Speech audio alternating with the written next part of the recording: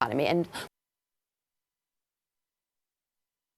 from a traditional stock market who's benefiting in a traditional sense of the way the president views the economy can also be to these candidates' advantages. And you mentioned climate change, which is something that we also heard those college students just mention. Sure, Michael, especially for a candidate like Inslee. A lot of people are concerned that the Green New Deal, if you turn to a green economy, then you might lose some of those blue-collar jobs. Absolutely. How do you convince those voters that they should get on board with something like that? This is my concern about this. You're talking to a very small percentage of voters within the overall Democratic Party. If you do win the general, you're going to have a much broader base of people you're going to have to articulate to. And keep in mind, I mean, presidents, it's difficult to beat them. I think only 3 presidents have lost re-election. Only 3 in the past 100 years. Despite how crazy Donald Trump may be, to be able to run on a strong economy is a very, very big deal. And I think for these Democrats, you don't want to fall into this trap of beating up on each other where you have to bring together all of these various coalitions, factions of groups of people. Some folks may stay home because their guy didn't win, i.e. Bernie Sanders voters, or they may vote for Donald Trump. So while I understand, this very loud, small percentage vocal group within the party, progressives, like this idea of the Green New Deal, you cannot isolate some of those blue-collar voters who we saw in 2016 voted for Donald Trump when you look at the precinct maps in Iowa, Wisconsin, and Pennsylvania, they voted across Michigan. Party lines. Absolutely. And they voted for Obama twice. Don't make the same mistakes again, would be my advice to Democrats. But speaking of those mistakes, Alex, candidate Delaney said that the Green New Deal was as unrealistic as President Trump's promise that Mexico was going to pay for the wall. True or false? Well, Representative Delaney has he at first was the moderate candidate where we're all going to get along. In recent months, he's now become the anti-socialist, the anti-Bernie. Anytime there is a big, bold, progressive proposal like the Green New Deal, Medicare for all, he has gone out of his way to go to progressive audiences and antagonize them. I think almost with an eye to the general election and hoping that there are enough moderate primary voters that will get him there and then make that sort of broad appeal that he was talking about. But if he makes that sort of statement today on this stage, I don't imagine the crowd is going to be cheering. And the question is also what's going to happen with those more moderate candidates like Klobuchar or even Beto coming from his red state background. How are they going to convince these moderates within their party? I want to go back to Dasha Burns, who's watching the debate tonight with a few students from across the country. Dasha, how important is the economy to the students you're speaking with tonight? I mean, it's one of their top issues, and it's hard to talk about the economy without talking about student debt. This is an issue that's only going to have a bigger and bigger impact on the future of this country and on the future of your generation. So, guys, tonight, what do you want to hear from the candidates on this specifically, and how big of a factor is it in who actually gets your vote and gets your support? I think for a lot of us, it's a huge factor in who would get our support, being that we're going to be students, that we're going to be going into this economy looking for jobs in the future. And there's definitely a wide range of opinions on the student debt relief or student debt forgiveness ideas that the candidates have. So I'm going to be looking for them to articulate their plans for student debt. I think it has to be addressed because right now we're sitting at 1.5 trillion debt just from student debt. And not only how they're going to help moving forward with providing free college, free community college for 2 or 4 years, but also what they're going to do with that debt that we have right now and to avoid that future students get on that debt and that way avoid that they aren't motivated to go to school. Thinking about after college, show of hands, who is thinking about and worried about getting a job after you graduate? Have these candidates done enough to thoughtfully articulate how much they're planning to invest in your futures? No. No. Can they do that tonight? They have limited time, but we would like to see them do that because, I mean, the college-age voter base is a huge part of the population, and I think our votes could make a big difference. And it'll require rethinking of what education even is today. So it'll require going beyond the 4-year college model and being more inclusive of apprenticeships, of co-ops, of training programs that aren't necessarily based in a university. That's what I think is really important when we're thinking about the economy of the future. It's not all going to be the 4-year degree. Yeah, do you want to see more options? I mean, Nathan, you were talking about West Virginia and what the job market is like there. Can you talk a little bit more about that? I mean, the job market there, of course, we've lost all these blue-collar jobs. the fossil fuel and energy industry was hard hit under the 8 years under President Obama, and we're starting to see sort of a revival of those industries under President Trump. And I think it's going to be important that, you know, places like West Virginia, that we see investment in all kinds of training programs. In cost of tuition is something else that is concerning to West Virginians across the board. You know, West Virginia University, where I go, is noted across the country for its cheap tuition, but tuition's going up every year. So, and that sort of goes back into student debt. Are these candidates going to be able to take a look at the cost of school? And like he said, rethinking education, it's going to take all kinds of people from all walks of life, you know, to go to technical school, to go to four-year colleges, and do all these things, because we have white-collar jobs and we have blue-collar jobs. And a place like West Virginia, we're losing both. So I'm going to see how they're going to reinvest the money and figure out how we're going to get places like that on the uptick again. Yeah, and these are your futures. Dasha, I wanted to ask you a question. I want to address. Right, Dasha, I wanted to jump in because I was fascinated by something that Kristen and Valentina said. Kristen, you talked about communicating the platform, and Valentina, you mentioned Julian Castro, and he's tried some interesting things like going on to radio shows. When you guys talk about the candidates that you like, how are they reaching you successfully? Are you finding them online? Are they having ads on the television? How are you communicating and learning the platforms of the candidates you like? Well, specifically for Julian, he's been really great at using social media. You know, a lot of us get our news not only from social media but online. So he's been great on social media. And what I think it's been great is that, okay, all the candidates are on social media, but he's been great at actually communicating his policy through social media. So, of course, you get this like 10, 15-second videos, but he's been able to squeeze that information in those short videos, short text. And I think that that's how he has pulled me closer, you know, actually giving me access to his policy, even if it's just through quick social media videos and texts. And I think it's definitely about like striking a balance between kind of establishing a brand and getting more into the nitty-gritty of your policy. So somebody like Beto O'Rourke, who has a great image, who people think is very attractive, like great overall branding, versus somebody who's more in-depth about their policy issues, definitely striking that balance is going to be important. I mean, what do you think resonates more to your generation? Is it the brand or is it the substance? The brand draws you in. Right. So you have to have both. Yeah, no one's going to go on any candidate's website, anyone our age, unless they're seeing their brand firsthand. Like, it's going to be hard for any of these candidates to put all of their policies onto social media. Like on Twitter, you can only use so many characters, but what they can do is get enough support and interact with people, especially young people, and get them interested enough to maybe say, oh, why don't I go on this person's website and then actually go deeper into what they're trying to do? But I also feel like we are the generation that's very much focused on policy as well. And that's kind of what makes us different from the rest of, you know, our parents' generation. We want specific answers for specific questions, bringing up that point again about how the Democratic Party likes to pander to a lot of those within the African American community, which is a very big reason why Hillary Clinton ended up losing that presidential election. A lot of people are fed up with politicians saying one thing and then doing something else inside of the office. Right, so they'll have to tell us who they are tonight and bring that substance, and we'll be watching for it. Morgan? Substance and style. Thank you so much, Dasha, and thank you guys for joining us right here on NBC News Now.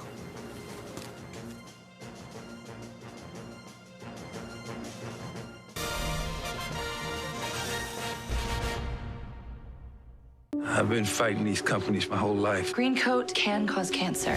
They've hidden that. So that's where the law comes in. If you fight for what's right, you can change the world.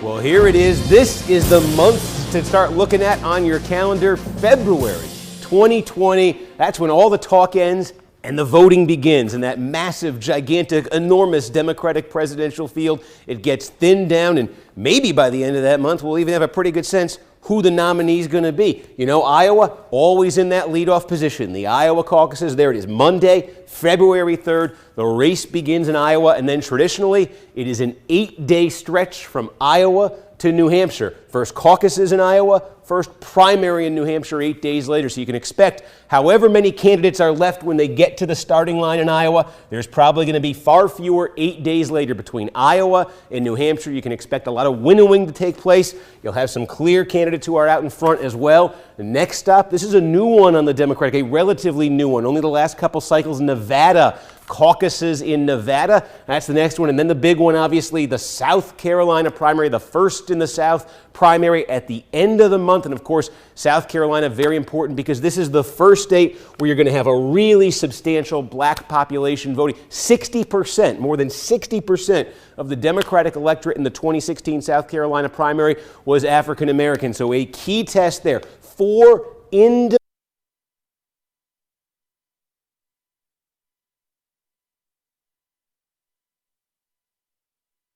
can't make a living wage. We see that because consumer prices are being raised by pharmaceutical companies that often have monopolistic holds on drugs. And you see that by just the fact that this is actually an economy that's hurting small businesses and not allowing them to compete.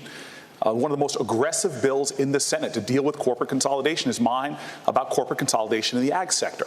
So I feel very strongly about the need to check the corporate consolidation and let the free market work. And I'll tell you this, I live in a low-income black and brown community. I see every single day that this economy is not working for average Americans. The indicators that are being used from GDP to Wall Street's rankings is not helping people in my community. It is about time that we have an economy that works for everybody, not just the wealthiest in our nation. But quickly, Senator Booker, you did say that you didn't think it was right to name names, to name companies and single them out, as Senator Warren has. Briefly, why is that? Well, again, I will single out companies like Halliburton or Amazon that pay nothing in taxes and our need to change that.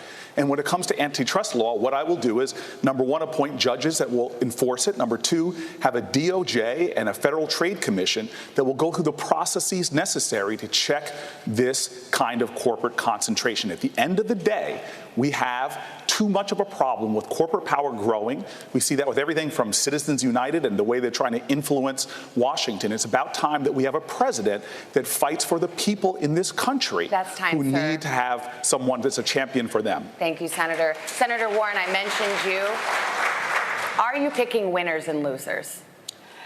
So the way I understand this is there is way too much consolidation now in giant industries in this country.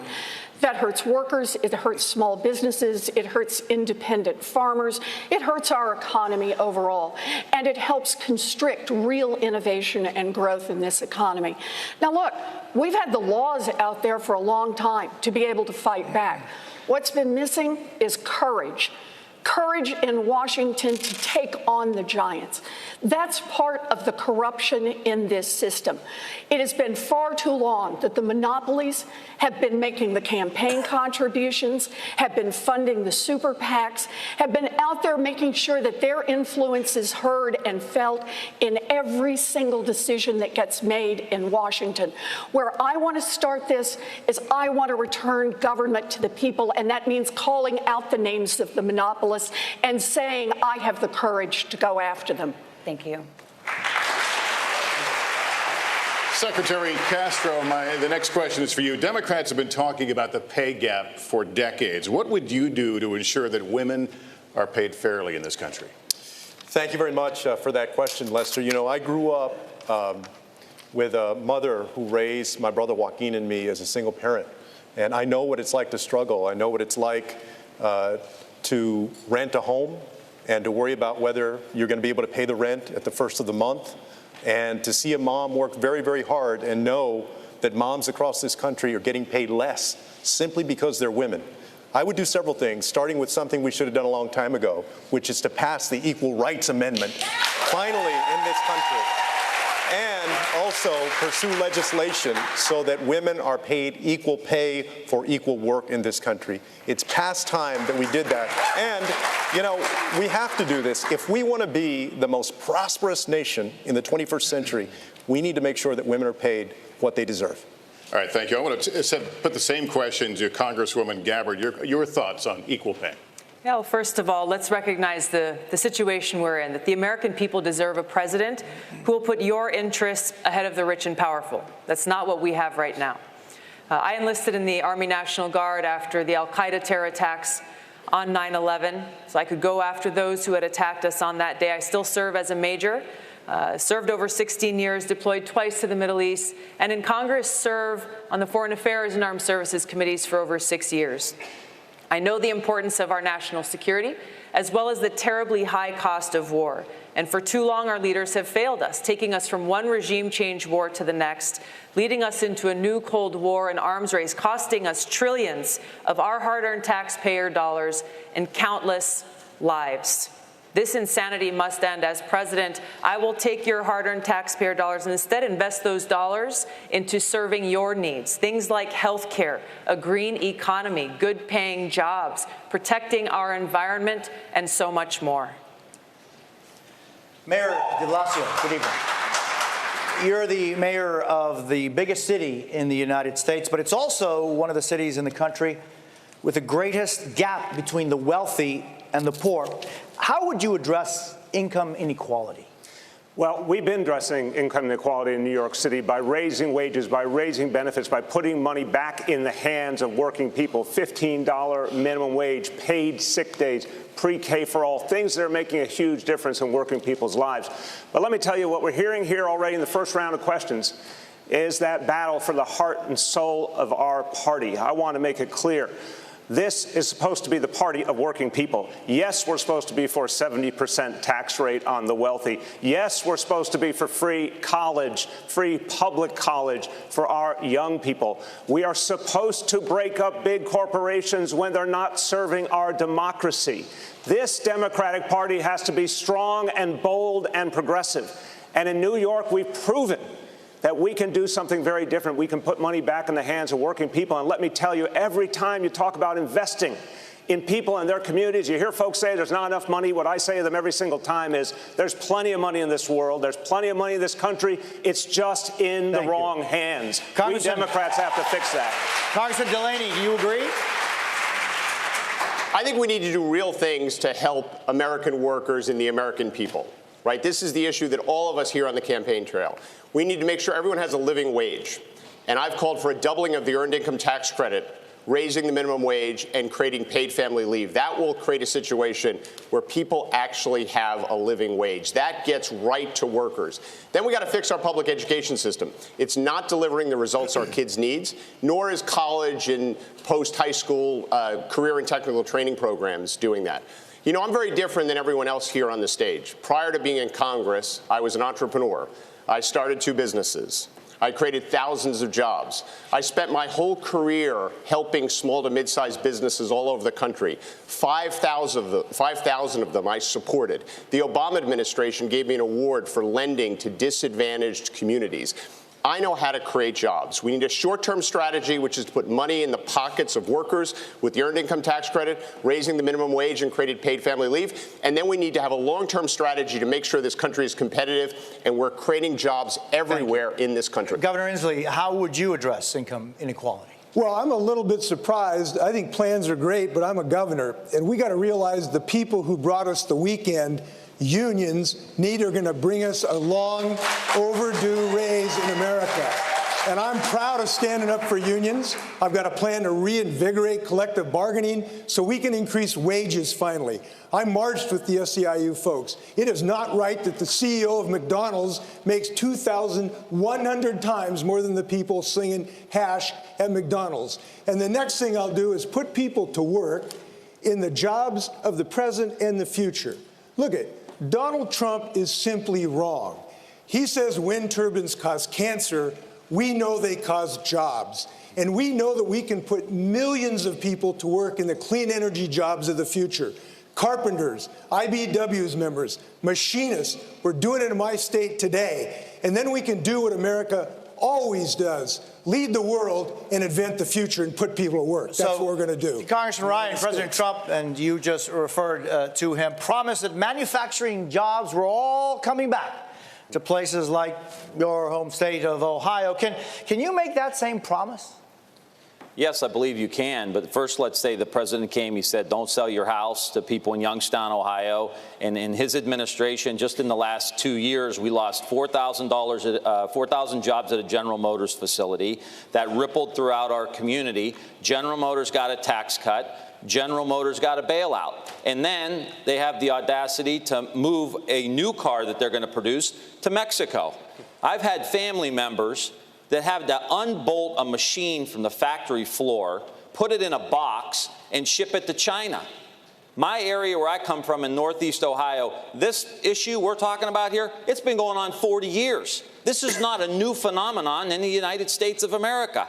The bottom 60% haven't seen a raise since 1980. Meanwhile, the top 1% control 90% of the wealth. We need an industrial policy saying we're going to dominate building electric vehicles. There's going to be 30 million made in the next 10 years. I want half of them made in the United States. I want to dominate the solar industry and manufacture those here in the United States. Senator Warren, are they coming back? Are these jobs coming back? So we've had an industrial policy in the United States for decades now, and it's basically been let giant corporations do whatever they want to do. Giant corporations have exactly one loyalty, and that is to profits. And if they can save a nickel by moving a job to Mexico or to Asia or to Canada, they're going to do it. So here's what I propose for an industrial policy. Start with a place where there's a real need. There's going to be a worldwide need for green technology, ways to clean up the air, ways to clean up the water. And we can be the ones to provide that. We need to go tenfold in our research and development on green energy going forward. And then we need to say, any corporation can come and use that research. They can make all kinds of products from it, but they have to be manufactured right here in the United States of America. And then we have to double down and sell it around the world. There's a $23 trillion market coming for green products. We should be the leaders and the owners, and we should have that 1.2 million manufacturing jobs here in America. We can do this. All right, we're going to turn to the issue of health care right now and really try to understand where there may or may not be daylight between you. Many people watching at home have health insurance coverage through their employer. So Who here would abolish their private health insurance in favor of a government-run plan? Just a show of hands. I don't know. Could everyone hear me? I put in the chat. All right, well, Senator Klobuchar, let me put the question to you. You're one of the Democrats who wants to keep private insurance in addition to a government health care plan. Why is an incremental approach, in your view, better than a sweeping overhaul? Well, I think it's a bold approach. It's something that Barack Obama wanted to do when we were working on the Affordable Care Act, and that is a public option. I am just simply concerned about kicking half of America off of their health insurance in 4 years, which is exactly what this bill says. So let me go on beyond that. There is a much bigger issue in addition to that, and that is pharmaceuticals. The president literally went on TV, on Fox, and said that people's heads would spin when they see how much he would bring down pharmaceutical prices. Instead, 2,500 drugs have gone up in double digits since he came into office. Instead, he gave $100 billion in giveaways to the pharma companies. For the rest of us, for the rest of America, that's what we call at home, all foam and no beer. We got nothing out of it. And so my proposal is to do something about pharma, to take them on, to allow negotiation under Medicare, to bring in less expensive drugs from other countries. And pharma thinks they own Washington. Well, they don't own me. Your time is up. Thank you. Senator Warren, you signed on to Bernie Sanders' Medicare for All plan. It would put essentially everybody on Medicare and then eliminate private plans that offer similar coverage. Is that the plan or path that you would pursue as president? So yes, I'm with Bernie on Medicare for All, and let me tell you why. I spent a big chunk of my life studying why families go broke. And one of the #1 reasons is the cost of health care, medical bills. And that's not just for people who don't have insurance, it's for people who have insurance. Look at the business model of an insurance company. It's to bring in as many dollars as they can in premiums and to pay out as few dollars as possible for your health care. That leaves families with rising premiums, rising co-pays, and fighting with insurance companies to try to get the health care that their doctors say that they and their children need. Medicare for All solves that problem. And I understand there are a lot of politicians who say, oh, it's just not possible, we just can't do it, have a lot of political reasons for this. What they're really telling you is they just won't fight for it. Well, health care is a basic human right, and I will fight for basic human rights. Okay, so that was pretty good, very exciting. Congressman O'Rourke, when you ran for Senate, you also praised the bill that would replace private insurance. This year you're saying you're no longer sure. So can you explain why?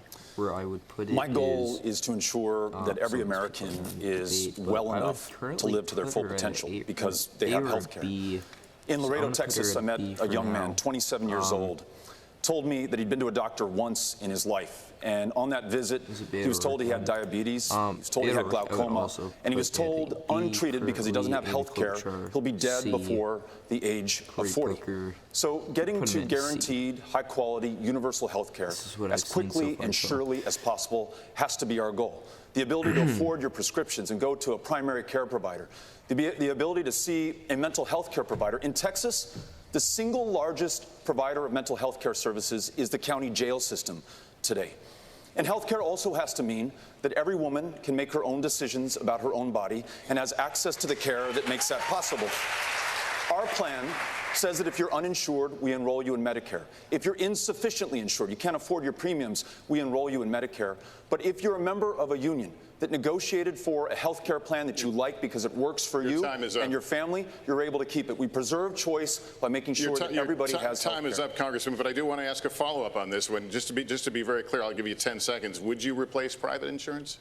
No, I think that choice is fundamental to our ability to get everybody care. Private insurance is not working for tens of millions of Americans. When you talk about the co-pays, the deductibles, the premiums, the out-of-pocket expenses, it's not working. That's How right. can you defend for a those system for that's whom it's not working, they can choose Medicare. For the culinary workers in Nevada who I listened to, who negotiated for those plans, they're able to keep them. Why are you defending private insurance? Say they like their private health insurance, by the way. It should be noted that 100 million Americans. I mean, I think we should be the party that keeps what's working and fixes what's broken.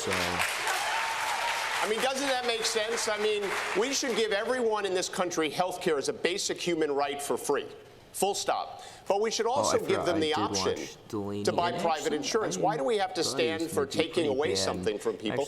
And also, it's bad policy. If you go to every hospital in this country, and you ask them one question, which is how would it have been for you last year if every one of your bills were paid at the Medicare rate? Every single hospital administrator said they would close. And the Medicare for All bill requires payments to stay at current Medicare rates. So to some extent, we're basically supporting a bill that will have every hospital close. I mean, my dad was a union electrician. Right, I actually grew up in a working class family. He loved the health care that the IBEW gave him. And I just always think about my dad and anything I would do from a policy perspective. He'd look at me and he'd say, good job, John, for getting health care for every American. But why are you taking my health care I've let this play out a little bit because I'm fascinated to hear the daylight between you. Congresswoman Gabbard, weigh in here. I think we're talking about this in the wrong way. You're talking about one bill over another bill. Really what we're talking about is our objective, making sure that every single sick American in this country is able to get the health care that they need.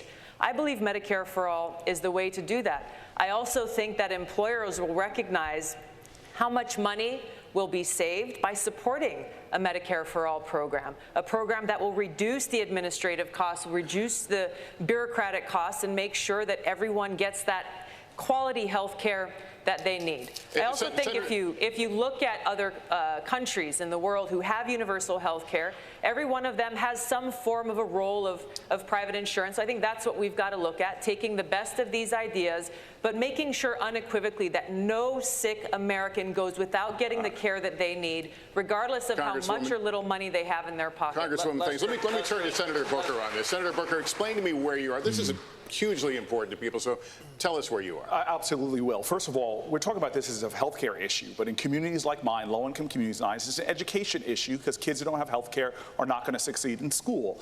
It is an issue for jobs and employment because people that do not have good healthcare do not succeed at work. It's even a retirement issue because in my community, African Americans have a lower life expectancy because of poorer healthcare. And so where I stand is very clear.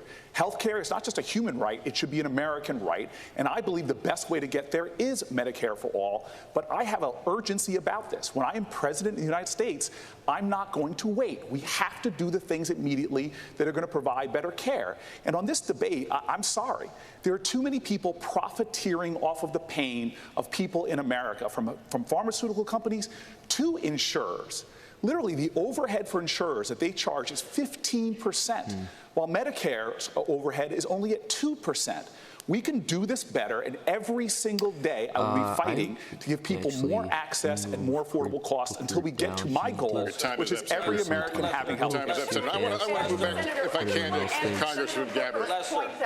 And that is that the insurance companies last year alone sucked $23 billion in profits out of the healthcare system.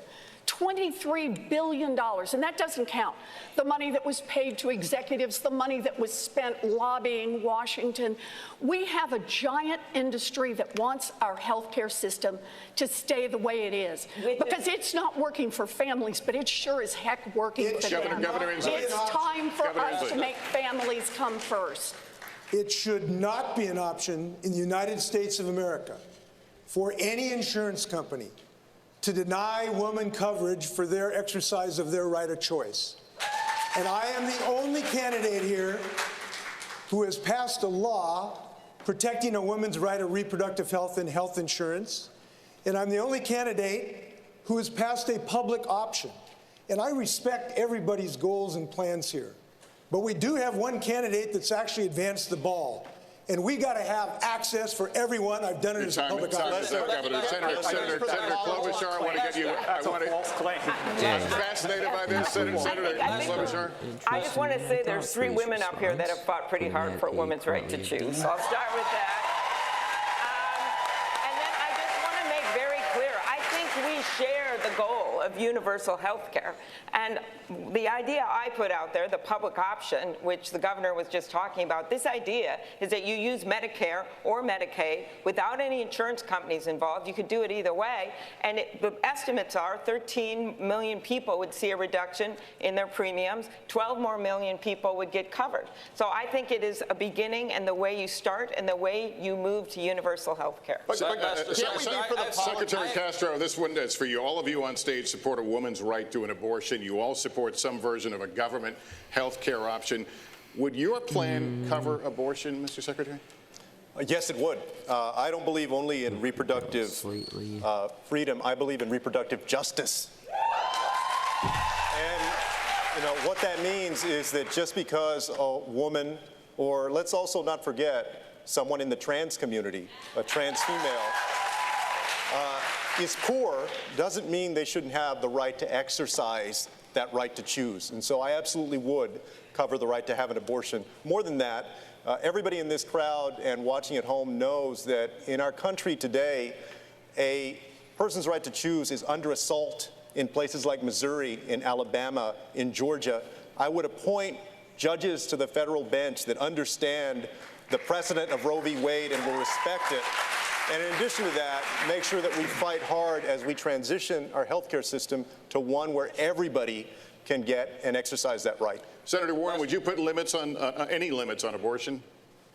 I would make certain that every woman has access to the full range of reproductive health care services, and that includes birth control, it includes abortion, it includes everything for a woman. And I want to add on that, it's not enough for us to expect the courts to protect us. 47 years ago, Roe versus Wade was decided, and we've all looked to the courts all that time as state after state has undermined Roe, has put in exceptions, has come right up to the edge of taking away protection. Your time is up, Senator. We now have an America where most people support Roe versus Wade. We need to make that Senator federal Gerber, law. thank you. Jose? Thank you. Senator Booker, I want to kind of come back on a discussion we were having about health and the opioid crisis. You represent a state where 14 of the 20 largest pharmaceutical companies are based. Should pharmaceutical companies that manufacture these drugs be held criminally liable for what they do? They should absolutely be held criminally liable because they are liable and responsible. This is one of the reasons why, well before I was running for president, I said I would not take contributions from pharma companies, not take contributions from corporate PACs or pharma executives, because they are part of this problem. And this opioid addiction in our country, we in cities like mine have been seeing how we've tried to arrest our way out of addiction for too long. It is time that we have a national urgency to deal with this problem and make the solutions that are working to actually be the law of our land and make the pharmaceutical companies that are responsible help to pay for that. Congressman O'Rourke, how would you deal with it? Tonight in this country, you have 2.3 million of our fellow Americans behind bars. It's the largest prison population on the face of the planet. Many are there for nonviolent drug crimes, including possession of marijuana, at a time that more than half the states have legalized it or decriminalized it. And yet, despite what Purdue Pharma has done, their connection to the opioid crisis and the overdose deaths that we're seeing throughout this country, they've been able to act with complete impunity and pay no consequences, not a single night in jail. Unless there's accountability and justice, this crisis will continue. In my administration, we will hold them to account. We will make sure that they pay a price, and we will help those who've been victims of this malfeasance in this country, get them treatment and long-term care. I know immigration is on a lot of your minds here, and I want to talk about it. We're going to talk about it in a moment. We need to take a break. We'll be back with more from Miami after this.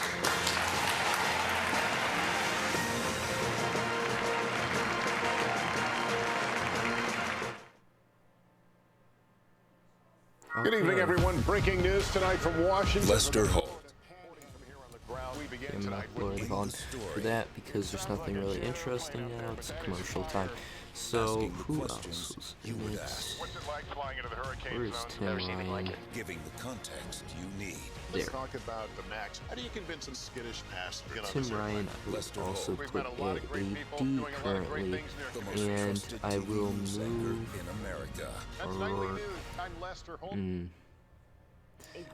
O'Rourke is, I think he's stable B. So actually this is, I feel like, because their name's more out there and what they want to do, this will boost them because of how small they are currently. So currently, yeah, Warren at 12.4, and then the next candidate is O'Rourke 3.3, Booker 2.4. Top three candidates. Booker, I think he's kind of going all around. The last point he talked about, I think that would raise him up, but Amy Klobuchar, not too exciting, kind of on the boring side. I think that would lower her score. Tulsi Gabbard not doing as well as I thought so far.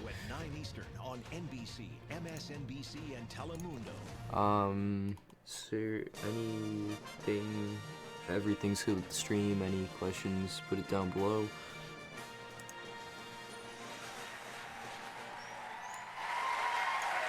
We want to turn to an issue that has been in the news, especially this week. There are undocumented children being held alone in detention, even as close as Homestead, Florida, right here, less than 30 miles from where we are tonight.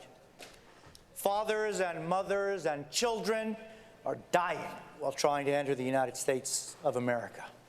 We saw that image today that broke our hearts, and they had names. Oscar Martinez and his 23-month-old daughter Valeria died trying to cross the river to ask for asylum in this country. Last month, more than 130,000 migrants were apprehended at the southern border. Secretary Castro, if you were president today, hoy, what would you specifically do? Thank you very much, Jose. I'm very proud that in April I became the first candidate to put forward a comprehensive immigration plan. And we saw those images, watching that image of Oscar and his daughter Valeria is heartbreaking. it should also piss us all off. If I were president today,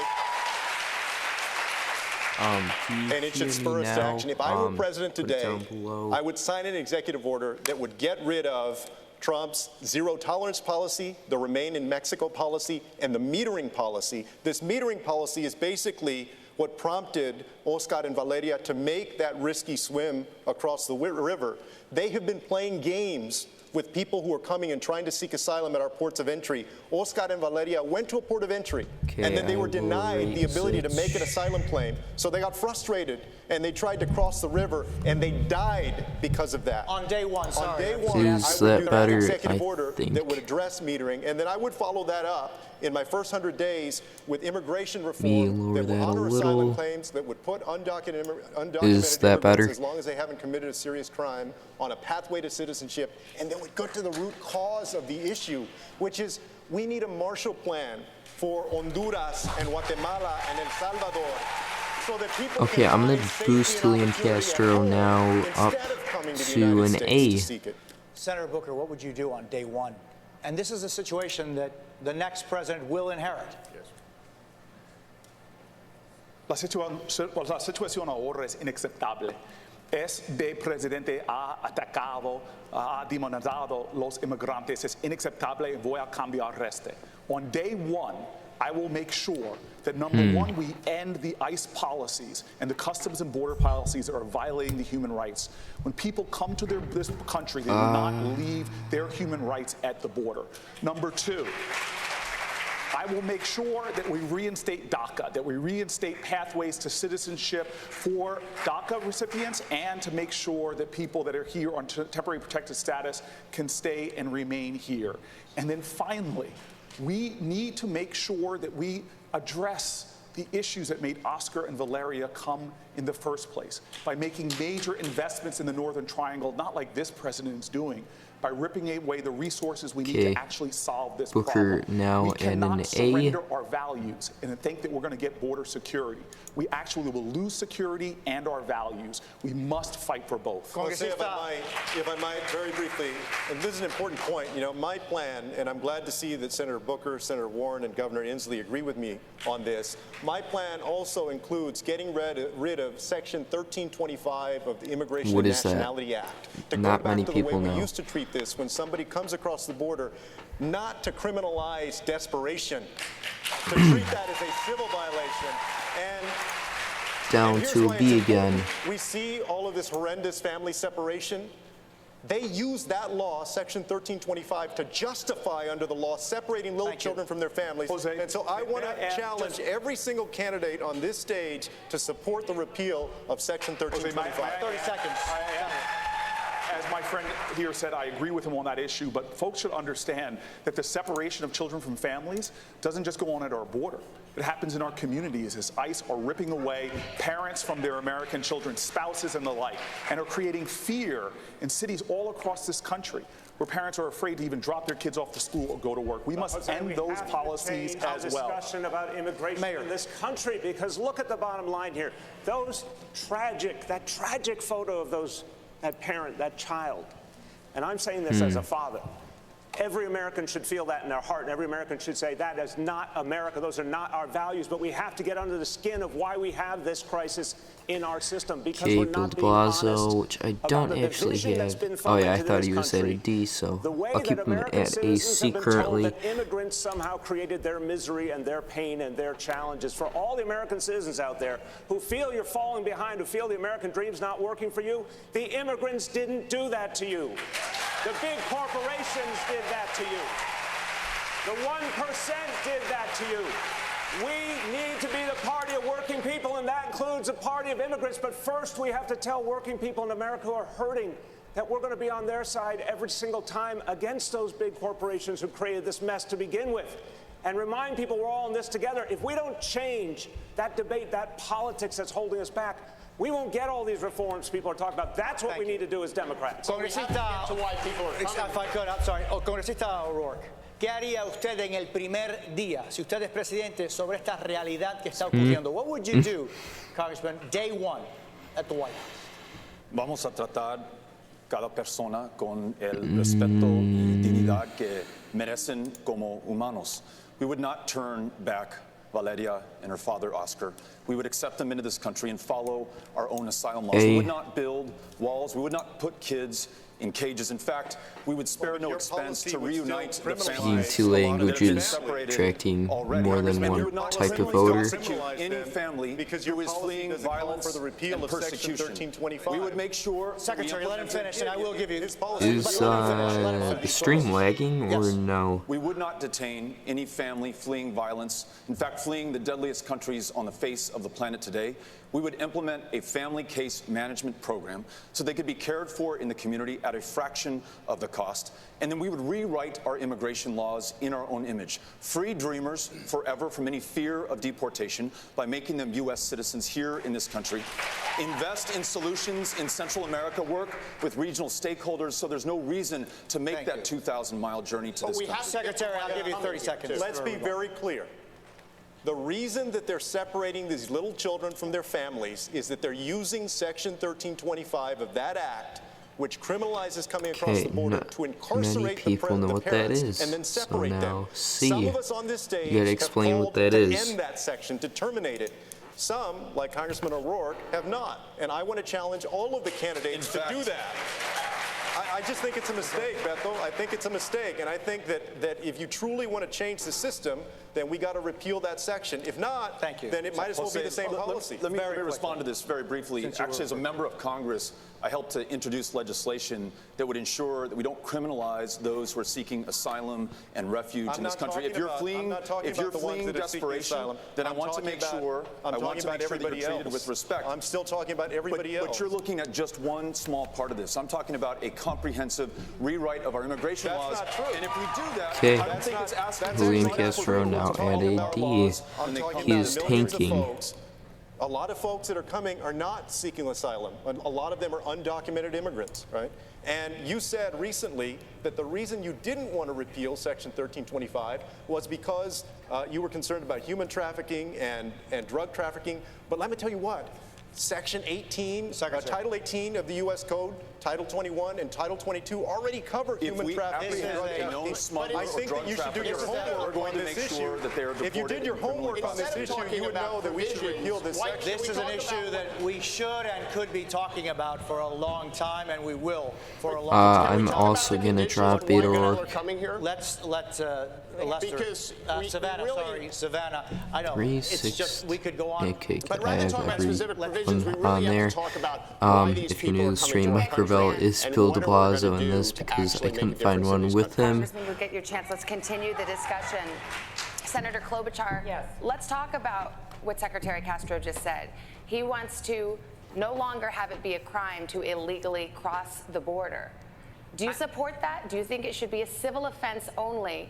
And if so, do you worry about potentially incentivizing people to come here? Immigrants, they do not diminish America. They are America. And I am happy to look at his proposal, but I do think you want to make sure that you have provisions in place that allow you to go after traffickers and allow you to go after people who are violating the law. What I really think we need to step back and talk about is the economic imperative here. And that is that 70 of our Fortune 500 companies are headed up by people that came from other countries. 25% of our U.S. Nobel laureates were born in other countries. We have a situation right now where we need workers in our fields and in our factories. We need them to start small businesses. We need their ideas. And this president has literally gone backwards at a time where our economy needs immigrants. And so my proposal is to look at that 2013 bill that passed the Senate with Republican support to upgrade that bill, make it as good as possible and get it done. It brings the debt down by $158 billion. It gives a path to citizenship for people who can become citizens. And it would be so much better for our economy in America. That's time. Thank you. Congressman Ryan, same question. Should it be a crime to illegally cross the border, or should it be a civil offense only?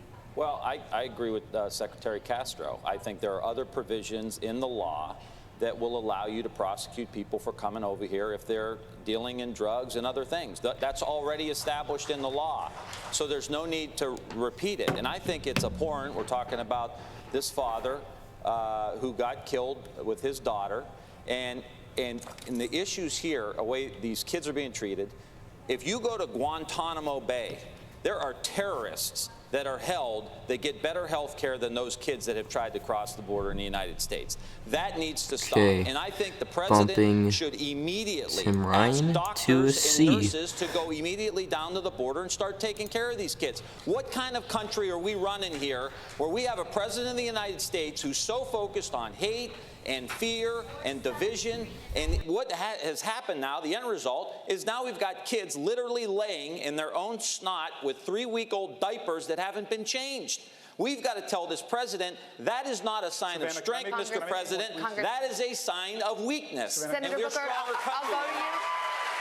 But no, a lot of people, Jose asked the question, if you're president on day one, what will you do with the fact that you will have families here? Okay, sorry, I had to be right back. There's been a lot of talk about what you'll do in the first 100 days, about legislation. What will you actually do with these families? How will you care for them? Will they be detained or will they not be? Well, this is a related and brief point, because what we're talking about, what Secretary Castro and I are talking about, is that we have the power to better deal with this problem through the civil process than the criminal process. I have been to some of the largest private prisons, which are repugnant to me, that people are profiting off incarceration and their immigration lockups. Our country has made so many mistakes by criminalizing things, whether it's immigration, whether it's mental illness, whether it's addiction. We know that this is not the way to deal with problems. There is a humane way that affirms human rights and human dignity and actually solve this problem. Donald Trump isn't solving this problem. We've seen under his leadership a surge at our border. Comment down below if you agree with my current listing, or if you don't, and what you would actually say. To affirm the values and human dignity of the people that come here, because we cannot sacrifice our values, our ideals as a nation for border security. We can have both by doing this the right way. All right, Senator, thank you. Let me go to Governor Inslee on this. What would you do on day one? Same question I just asked Cory Booker. I have yet to hear an answer from anyone on this stage. What will you do with the families that will be here? There is no reason for the detention and separation of these children. They should be released pending their hearings, and they should have a hearing and the law should be followed. That's what should happen. And we should do what we're doing in Washington State. I'm proud that we've passed a law that prevents local law enforcement from being turned into mini ICE agents.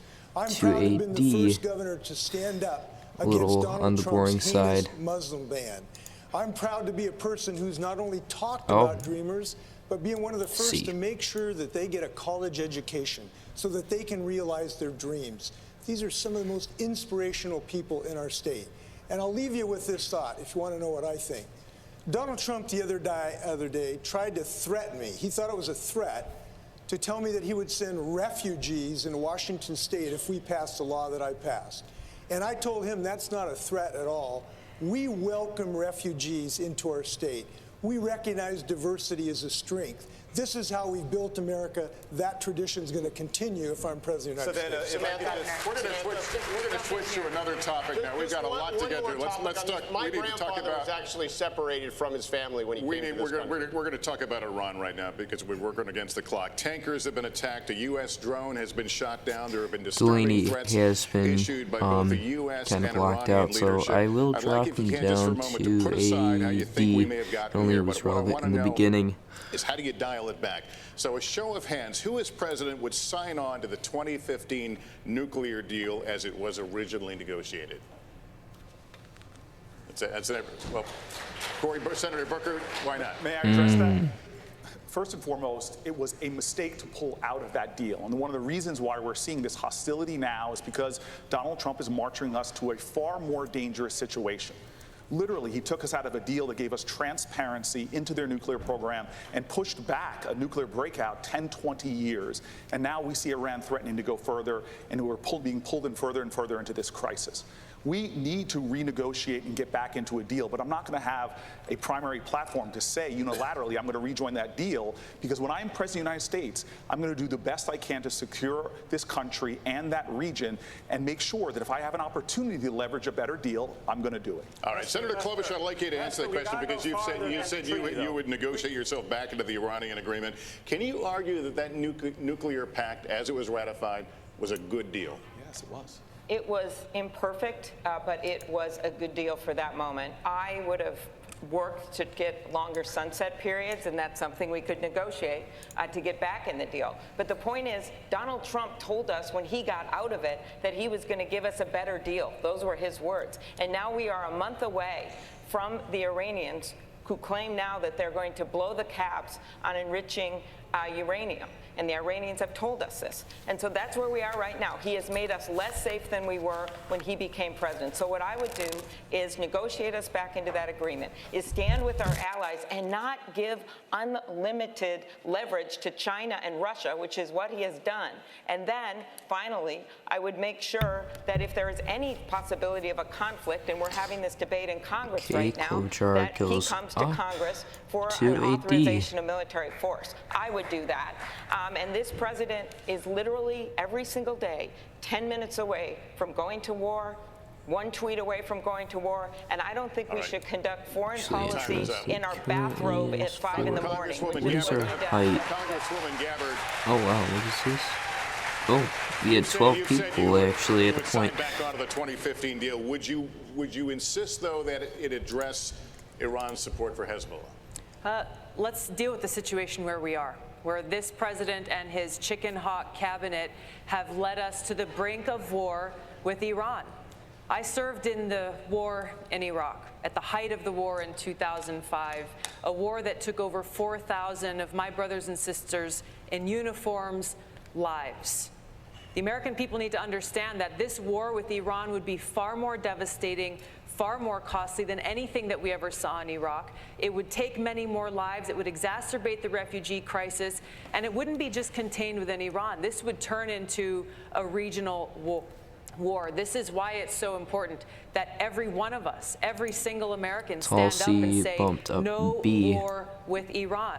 We need to get back into the Iran nuclear agreement, and we need to negotiate how we can improve it. It was an imperfect deal. There are issues like their missile development that needs to be addressed. We can do both simultaneously to prevent Iran from developing a nuclear weapon and preventing us from going to war. Time is up, and I have just a very quick follow-up. Well, what would your red line be for military action against Iran?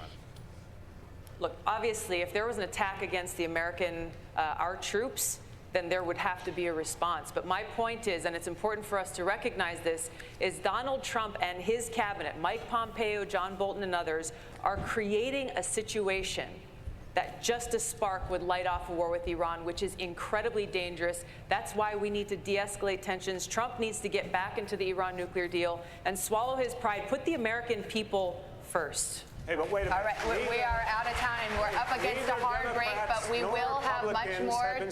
Mayor de Blasio will have more. The commercial is coming. We will continue our questioning next with Chuck Todd, Rachel Maddow. Stick around. We'll have a lot more with some very intermission anxious between candidates. this, lower volume.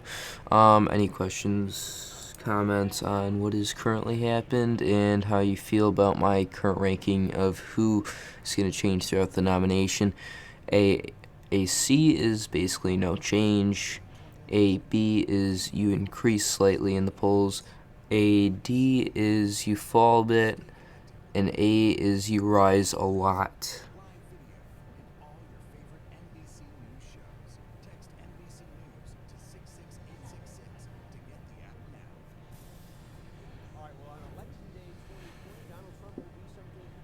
So currently at A is Elizabeth Warren, which I expected that to happen, followed by Beto O'Rourke and Tulsi Gabbard.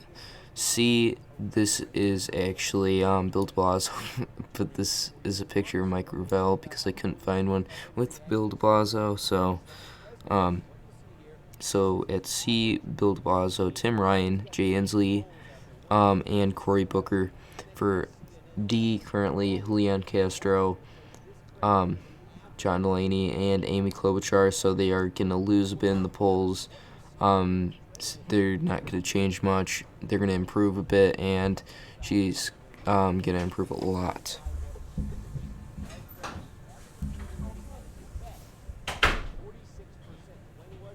Let me see, is it on yet? What is this? Oh, Trump's approval rating. Okay. I could actually just pull that up here.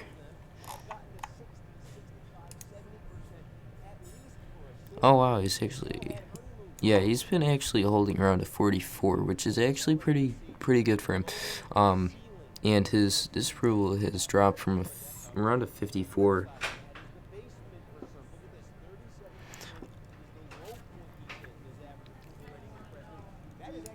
I mean, I think Trump definitely does have the higher ground than most of the Democrats, and I think that will help him win, but I don't know how it's going to look in about a year from now. We'll see. And currently with the division in the Democratic Party, that will also hurt them a lot. So we'll see what happens. Can they unite? And that will make it an even closer race. We'll see. What is this? 30. Support for Donald Trump 20. Oh, okay.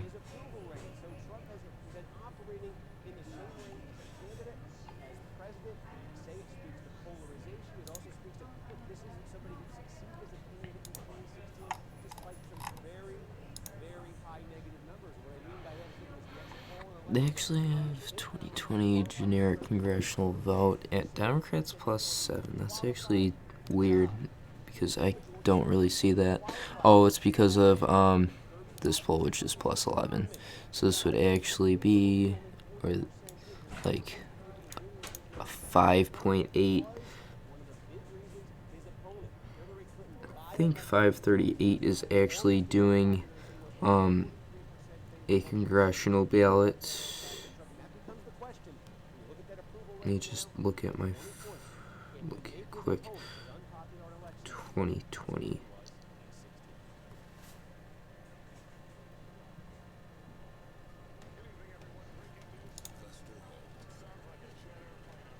It's not back yet.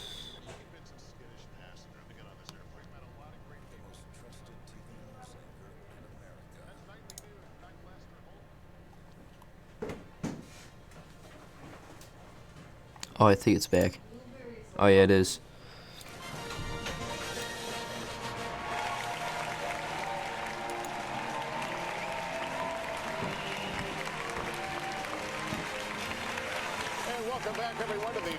Democratic presidential debate from the Arch Center in Miami. And as we continue the questioning, time to get more members of our team in the mix. So right now, let's turn it over to Chuck Todd and Rachel Maddow. Take it away. Warren is winning in my opinion.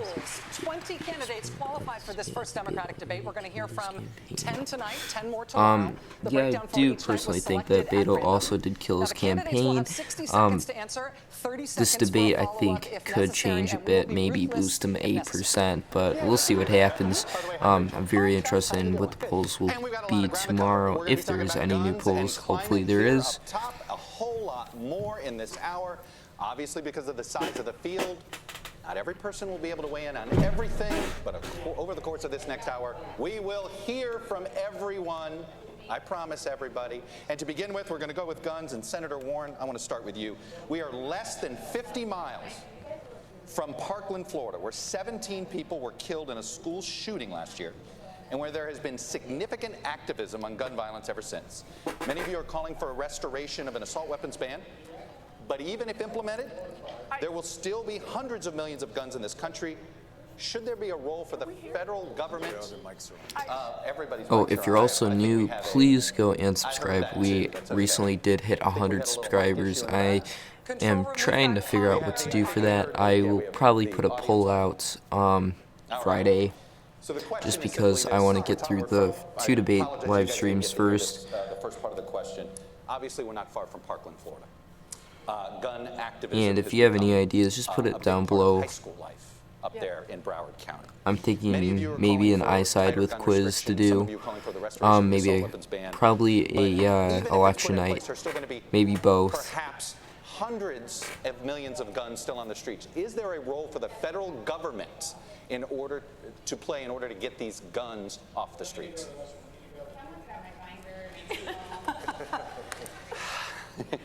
What's happening? We are hearing our colleagues' audio. If the control room could turn off the mics. Yeah, if the control room could turn off the mics of our previous moderators, we will. I think it's the prior moderator. You know, we prepared for everything. Guess what, guys? We did not prepare for this. We are going to take a quick break. We're going to get this technical situation fixed. We will be right back. Okay. That was pretty funny. Okay, everyone goes down to an F now. They lost 10 seconds. Or 4 minutes.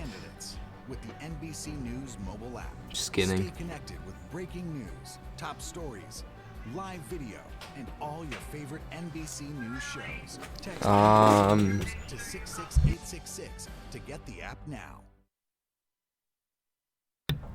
All right, let's take a look at the Electoral College in 2020.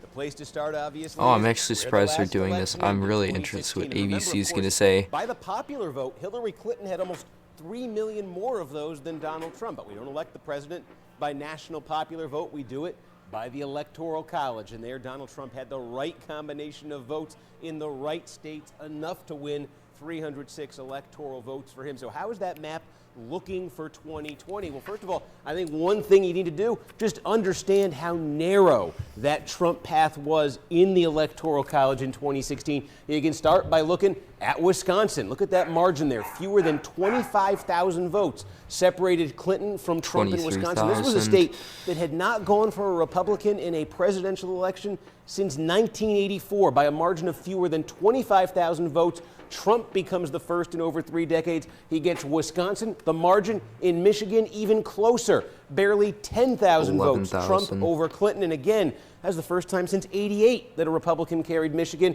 And then there was Pennsylvania here, about 44,000 votes. That's the margin for Trump over Clinton in Pennsylvania. Trump wins all 3 of those states. Wisconsin, Michigan, Pennsylvania by a combined total of about 75,000 votes. Move to the Republican That's it, but that's side. enough to win the Electoral College. So for Democrats, if they want to reverse the result of 2016, that is the easiest and most direct path, at least on paper. You flip those states where Trump's margin was the narrowest, those states that had been voting Democratic before 2016, you flip them back, you win the Electoral College, if everything else stays the same. So that's the most direct path for Democrats, at least on paper. But hey, things can change over the course of a few years. There are other states to be keeping an eye on as well. I'll give you an example. Perfect one right here, Florida. We always talk about Florida, right? Remember, Florida Trump from back in 2000. Well, here's one. Again, Donald Trump was somewhat of a surprise on election night. I think the Clinton campaign had been feeling decent about Florida, but Trump pulled out Florida in 2016.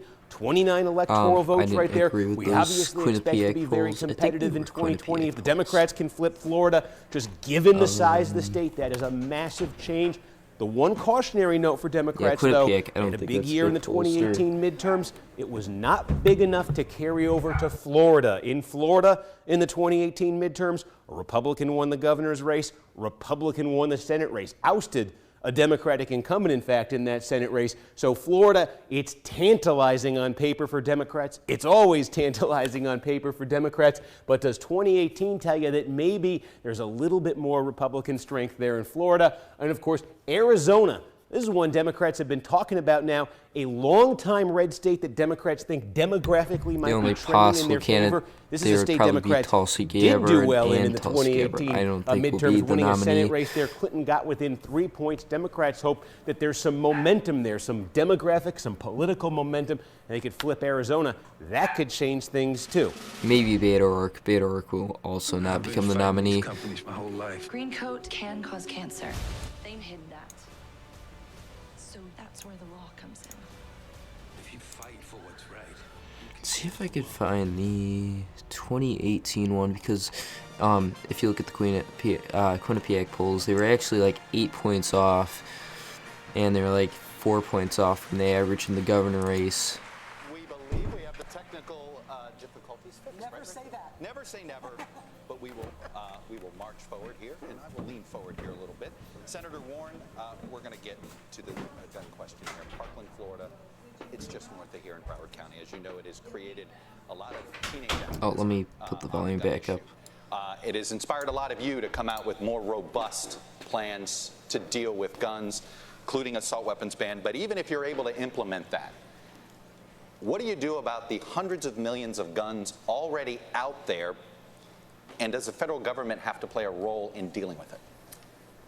So, in this period of time that I've been running for president, I've had more than 100 town halls. I've taken more than 2,000 unfiltered questions. And the single hardest question I've gotten, I got one from a little boy and I got one from a little girl. And that is to say, when you're president, how are you going to keep us safe? Using emotions, That's our that's a good way responsibility to bump as you adults. even more. 7 children will die today from gun violence, children and teenagers. And they won't just die in mass shootings. They'll die on sidewalks, they'll die in playgrounds, they'll die in people's backyards.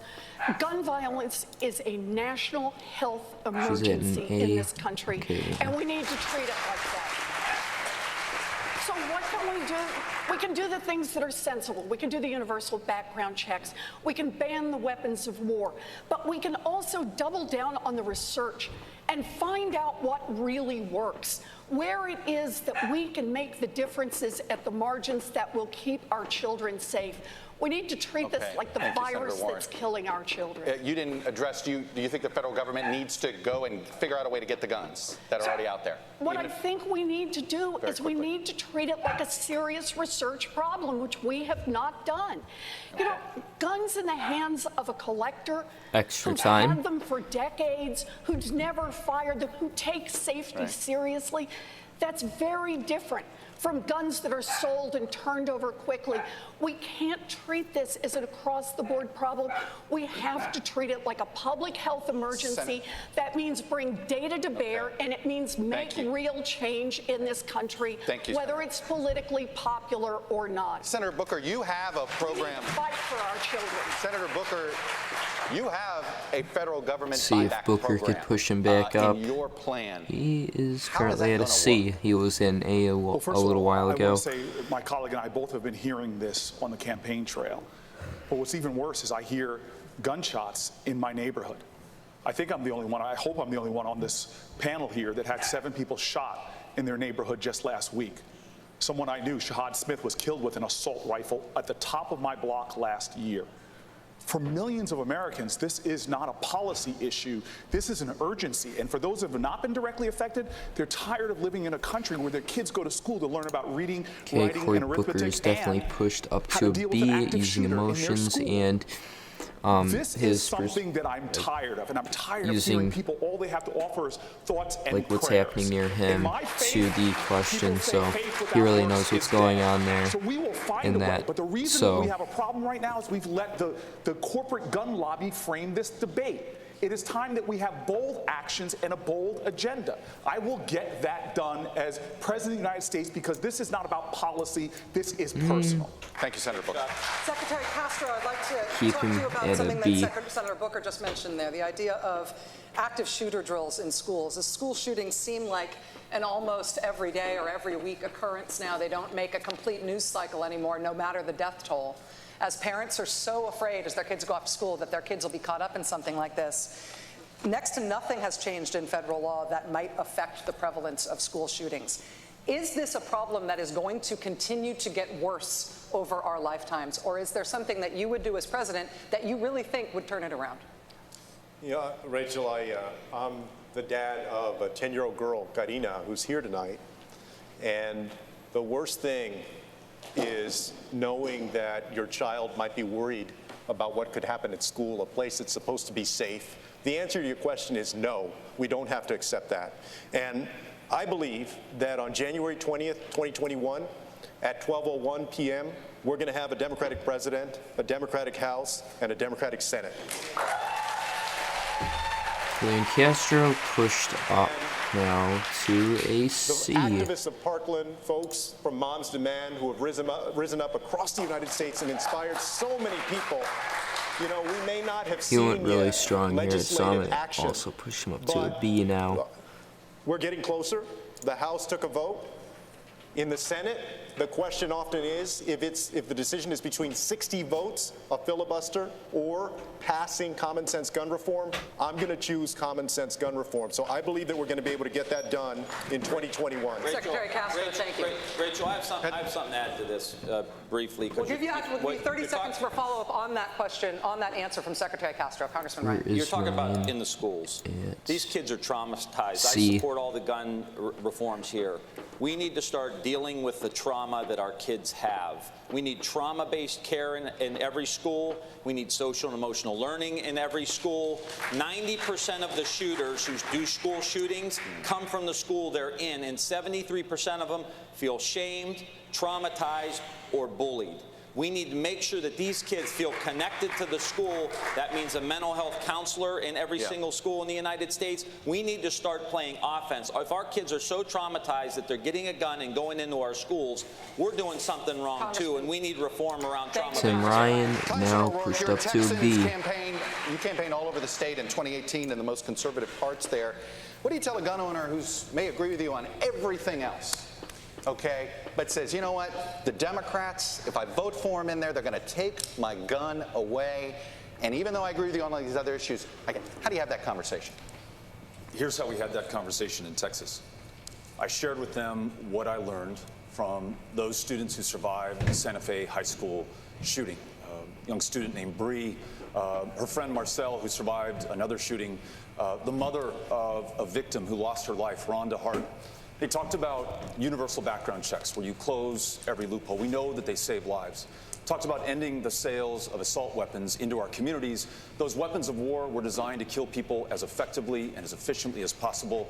They should belong on the battlefield and not in our communities. Red flag laws so that if someone poses a danger to themselves or to someone else, they're stopped before it's too late. And what I found in each one of those 254 counties is that Democrats and independents and Republicans, gun owners and non-gun owners alike agreed. But this effort must be led by the young people that you referenced at the beginning of this issue. Those students from Marjory Stoneman Douglas led the charge here in Florida, and they've been able to change those laws. They're making our democracy work, ensuring that our values and our interests and our priorities are reflected in the laws that we pass. He stays there to B. Hang on. Let me give 30 seconds. Senator Klobuchar, the Iron Range, I'm curious.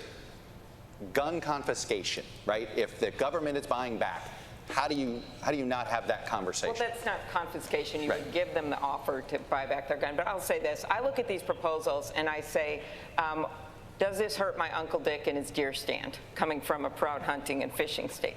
These proposals don't do that. When I was a prosecutor, I supported the assault weapon ban. When I was in the Senate, I saw those moms from Sandy Hook come and try to advocate for change, and we all failed. And then now these Parkland kids from Florida, they started literally a national shift. You know why? It's just like with gay marriage. When kids talk to their parents and their grandparents, they say, I don't understand why we can't put these sensible things in place. They listen. And if we get bested by a bunch of 17-year-olds, it's the best thing that ever happened. Thank you. Senator Booker, let me go to you on another matter, actually. Senator Mitch McConnell says What do you that guys his think? most C, consequential D, or achievement as F Senate Majority Leader for was Amy preventing Klobuchar? President Put down Obama below. from filling a Supreme Court seat. Having served with Republicans on the Judiciary Committee, do you believe they would confirm your court nominees? I'm going to use 20 of my seconds just to say there's one thing we don't all agree with when it comes to guns, and I think it's common sense, and over 70% of Americans agree with me. If you need a license to Talking drive too fast, I'm going to drop you should need a him. license to buy and own C. a firearm. And not everybody in this field agrees with that, but in states like Connecticut that did that, they saw 40% drops in gun violence and 15% drops in suicides. We need to start having bold agendas on guns. When it comes to the Supreme Court, very clearly, I agree with my friend, Secretary Castro, we are going to get to 50 votes in the Senate. This is a team sport.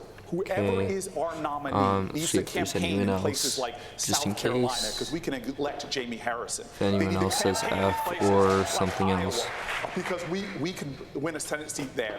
This is about getting us back to having 50 votes in the Senate and more, so that we can not only balance Okay, the Supreme I'm gonna move her Court, down to an but start F. to pass an aggressive agenda that, frankly, isn't so aggressive because most of America agrees with the policy objectives of our party. Mayor de Blasio, I want to go to you on this for a follow-up. Mayor de Blasio, you're using We have to actually. Congressman Delaney, you'll have some time in a moment on this issue. Is related Congressman Delaney, I'll give you some time in a moment. Mayor de Blasio, as an executive in the largest city in this country, you are used to saying what you want to have happen and having it happen. If you nominate a Supreme Court nominee as President of the United States and Mitch McConnell is still Senate Majority Leader, what makes you believe that he would allow you to make a nominee? Rachel, I am chief executive of the nation's largest city, and I also want to just say something quick on the gun issue and come to your question. Look, I run the largest police force in America, too, and if we're going to stop these shootings, we're going to get these guns off the street, we have to have a very different relationship between our police and our community. I also want to say there's something that sets me apart from all my colleagues running in this race, and that is for the last 21 years, I've been raising a black son in America. And I have had to have very, very serious talks with my son Dante about how to protect himself on the streets of our city and all over this country, including how to deal with the fact that he has to take special caution because there have been too many tragedies between our young men and our police, too, as we saw recently in Indiana. So we need to have a different conversation in this country about guns, but also I don't have a picture for him, so it's Mike Gravel. We've done that in New York City, and we've driven down Sorry for that. while we've done it. But to your question about Mitch McConnell, there's a political solution that we have to come to grips with. If the Democratic Party would stop acting like the party of the elites and be the party of working people again and go into states, including red states, to convince people we're on their side, we can put pressure on their senators to actually have to vote for the nominees that are put forward. Decent jurists deserve that right. Thank you, Mayor de Blasio. Senator Warren, I'm going to get you. I will get you 30 seconds. I promise. Let me get this question. We're trying. I know you guys. We got other issues we're trying to get to, including a big one coming up in a minute. But Senator Warren, I want to continue on the Mitch McConnell thing because you have a lot of ambitious plans. You have a plan for that. Okay. More and more time for Warren, boosting her even more. To deal with Mitch McConnell if you don't beat him in the Senate, if he's still sitting there as the Senate Majority Leader, it's very plausible you be elected president with a Republican Senate. Do you have a plan to deal with Mitch McConnell? I do.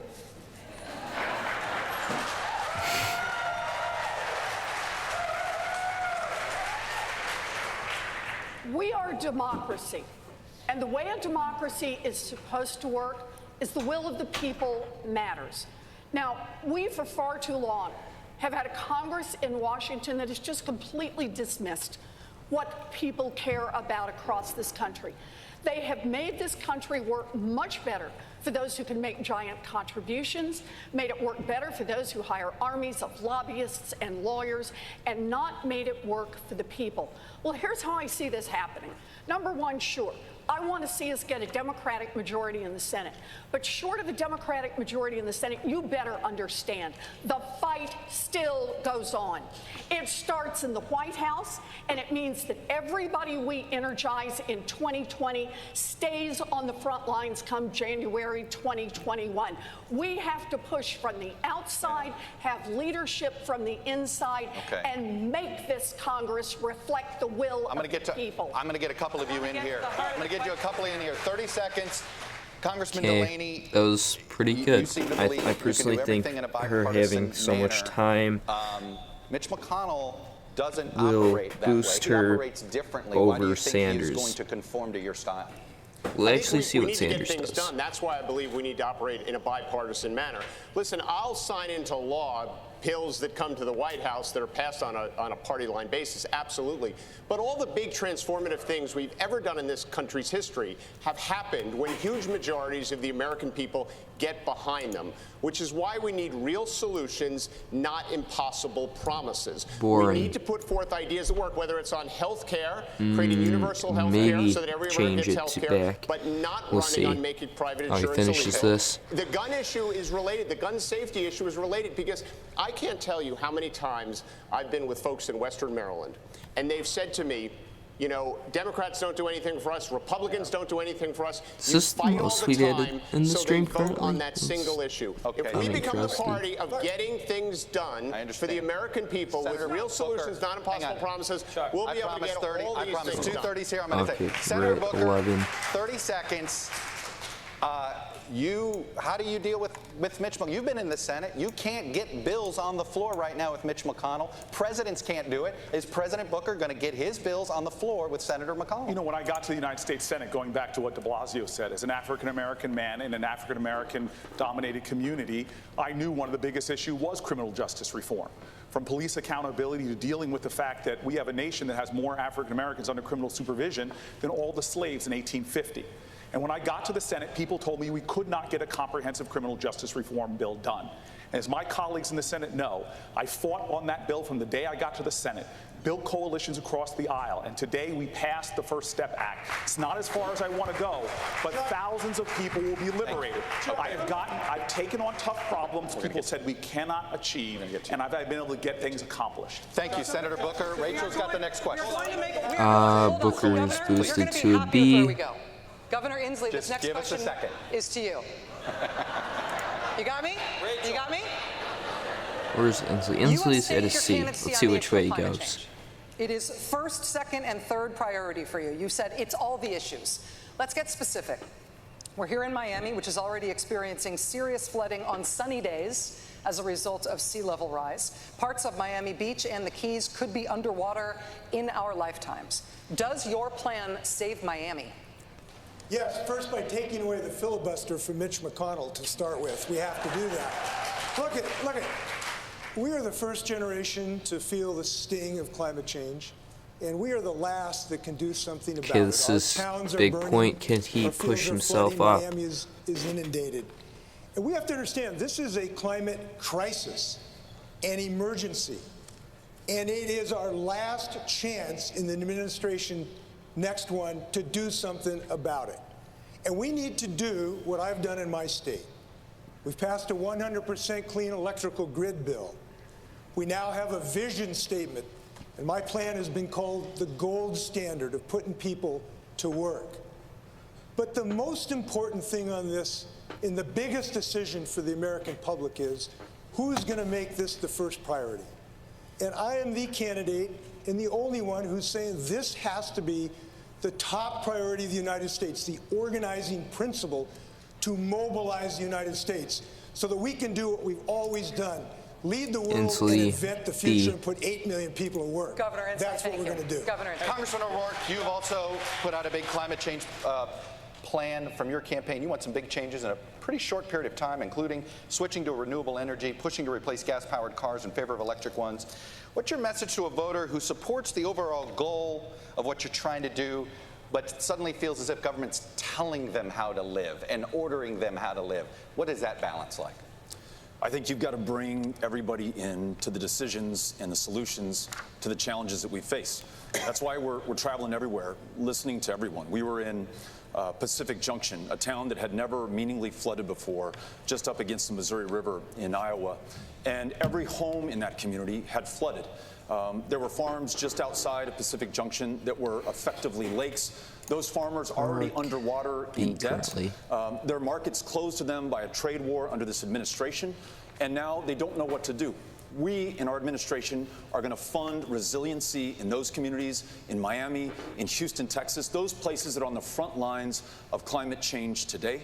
We're going to mobilize $5 trillion in this economy over the next 10 years. We're going to free ourselves from a dependence on fossil fuels, and we're going to put farmers and ranchers how, in the though? driver's seat. You're not saying how. Renewable You're saying money, but how are you going to shift? To make sure that we capture more carbon I think out of the air and keep more of it in the soil, C. paying farmers for the environmental services that they want to provide. If all of us does all that we can, then we're going to be able to keep this planet from warming another 2 degrees Celsius and ensure that we match what this country can do and live up to our promise. Okay, I'm going to be right back. Secretary Castro. Oh, let me watch this quick, and then I'll be right back. Who pays for the mitigation to climate, whether it's building seawalls, for people that are perhaps living in places that they shouldn't be living? Is this a federal government issue that needs to do that? Do they have to move these people? What do you do about that where maybe they're building a house someplace that isn't safe, who pays to build that house? And how much should the government be bailing them out? Well, I don't think that that represents the vast majority of the issue. In fact, you know, my first visit after I announced my candidacy wasn't to Iowa or New Hampshire, it was to San Juan, Puerto Rico. Because people should know that if I'm elected president, everybody will count. And, you know, I'm one of the few candidates in this race with executive experience, with a track record of getting things done. When I was mayor of San Antonio, we moved our local public utility. We began to shift it from coal-fired plants to solar and other renewables, and also created more than 800 jobs doing that. And when I was HUD secretary, we worked on the National Disaster Resilience Competition to invest in communities that were trying to rebuild from natural disasters in a sustainable way. That's the way that we're going to help make sure that we're all safer in the years to come and that we combat climate change. And if I'm elected president, the first thing that I would do, like Senator Klobuchar also has said, is sign an executive order recommitting us to the Paris Climate Accord so that we lead again. Congressman Ryan, I got a full question for you here, which is simply this. There are a lot of the climate plans include pricing carbon, taxing carbon in some way. This type of proposal has been tried in a few places, whether it's Washington State, where voters voted it down. You've had the Yellow Vest movement. We had in Australia one party get rejected out of fear of the cost of climate change sort of being put on the backs of the consumer. If pricing carbon is just politically impossible, how do we pay for climate mitigation? Well, there's a variety of different ways to pay. We talk about different ways of raising revenue, and I think we've got to build our way out of this and grow our way out of it. But let me just talk real quick to the previous question about real politics. We could talk about climate, we could talk about guns, we could talk about all of these issues that we all care about. We have a perception problem with the Democratic Party. We are not connecting to the working class people in the very states that I represent, in Ohio, in the industrial Midwest. We've lost all connection. That we have got to change the center of gravity of the Democratic Party from being coastal and elitist and Ivy League, which is the perception, to somebody from the forgotten communities that have been left behind for the last 30 years, to get those workers back on our side so we can say we're going to build electric vehicles, we're going to build solar panels. But if you want to beat Mitch McConnell, this better be a working class party if you want to go into Kentucky and take his rear end out. And if you want to take Lindsey Graham out, you got to have a blue collar party that can go into the textile communities in South Carolina. So all I'm saying here, thank you, Congressman Ryan. All I'm saying here Thank you, Congressman Ryan. So Chuck, all I'm saying is here, if we don't address that fundamental problem with our connection to workers, white, black, brown, gay, straight, working class people, none of this is going to get done, Chuck. Okay, I'm back. We're going to keep moving. Congressman Delaney, I'm going to get to you. I introduced the only bipartisan carbon tax bill in the Congress. All right. 30 seconds, go. All the economists agree that a carbon pricing mechanism works. You just have to do it right. You can't put a price on carbon, raise energy prices, and not give the money back to the American people. My proposal, which is put a price on carbon, give a dividend back to the American people. It goes out one pocket, back in the other. Thank you, Congressman. I can get that passed my first year as president with a coalition of every Democrat in the Congress and the Republicans who live in coastal states. Because Republicans in Florida, they actually care about this issue. This has got to be our way forward if we're actually serious about this issue. Congresswoman Gabbard. We're going to move here. One of the first things you did after launching your campaign was to issue an apology to the LGBTQ community about your past stances and statements on gay rights. After the Trump administration's rollbacks of civil rights protections for many in that community, why should voters in that community, or voters that care about this issue in general, trust you now? Let me say that there is no one in our government at any level who has the right to tell any American who they should be allowed to love or who they should be allowed to marry. My record in Congress for over 6 years shows my commitment to fighting for LGBTQ equality. I serve on the Equality Caucus and recently voted for passage of the Equality Act. Maybe many people in this country can relate to the fact that I grew up in a socially conservative home, held views when I was very young that I no longer hold today. I've served with LGBTQ service members, both in training and deployed downrange. I know that they would give their life for me, and I would give my life for them. It is this commitment that I'll carry through as President of the United States recognizing that there are still people who are facing discrimination in the workplace, still people who are unable to find a home for their families. It is this kind of discrimination that we need to address. But it's not enough. It's not enough. If I can add to this, it's very important. 30 because seconds, this is not Senator. enough. Look, civil rights is some place to begin, but in the African-American civil rights community, another place to focus on was to stop the lynching of African-Americans. We do not talk enough about trans Americans, especially African-American trans Americans, and the incredibly high rates of murder right now. We don't talk enough about how many children, about 30% of LGBTQ kids, who do not go to school because of fear. It's not enough just to be on the Equality Act. I'm an original co-sponsor. We need to have a president that will fight to protect LGBTQ Americans every single day from violence. Thank you, Senator Booker. Senator Klobuchar, let me put this to you. On the issue of civil rights, for decades, on the issue of civil rights and demographics, honestly, and politics, for decades, the Democratic Party has counted on African-American voter turnout as step one to winning elections on a national level. Democrats are counting on the Latino community now and in the future in the same way. What have you done for Black and Latino voters that should enthuse them about going to the polls for you if you're your party's nominee? My life and my career and my work in the Senate has been about economic opportunity. And to me, this means better Klobuchar is currently at AF. Let's see if she can improve. When you want to have an economy that works, you need to have retirement that works. You need to have public schools that work. And you also need to make sure that those communities are able to get those jobs of the future, the STEM jobs. In fact, Donald Trump, one of the first bills that he signed, of the 34 he signed where I was the lead Democrat, okay, that's a first up here, was one that was about that, making sure minority community members could share in those jobs. So to me, this is about a few things. It's about an African-American woman that goes to a hospital in New Orleans, says her hands are swollen, and then doctor ignores her and her baby dies. I think she stays at enough. What do you guys think? Put down below. White man makes. So in short, we need to, one, and I will do this in my first 100 days as president. Oh, no. We will work to make sure not good. everyone can vote at this table. Everyone can vote in this country. And we will also go to the next step of criminal justice reform. Senator Booker and I worked on that First Step Act, but we should go to the Second Step Act, which is to help all our communities across. Senator, thank you very much. 30-second follow-up to you. Secretary Castro, this is a 70% Latino city here in Miami. You are the only Latino Democrat who is running this year in the presidential race. Is that enough of an answer? What Senator Klobuchar is describing there, an economic justice agenda, is that enough to mobilize Latino voters to stand with the Democratic Party in a big way?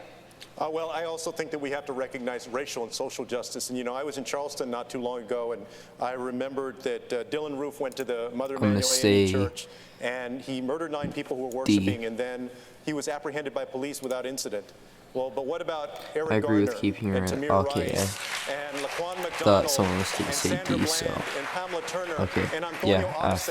I'm proud that I'm the only candidate so far that has put forward legislation that would reform our policing system in America and make sure that no matter what the color of your skin is, that you're treated the same, including Latinos who are mistreated too oftentimes by police. Secretary Castro, thank you.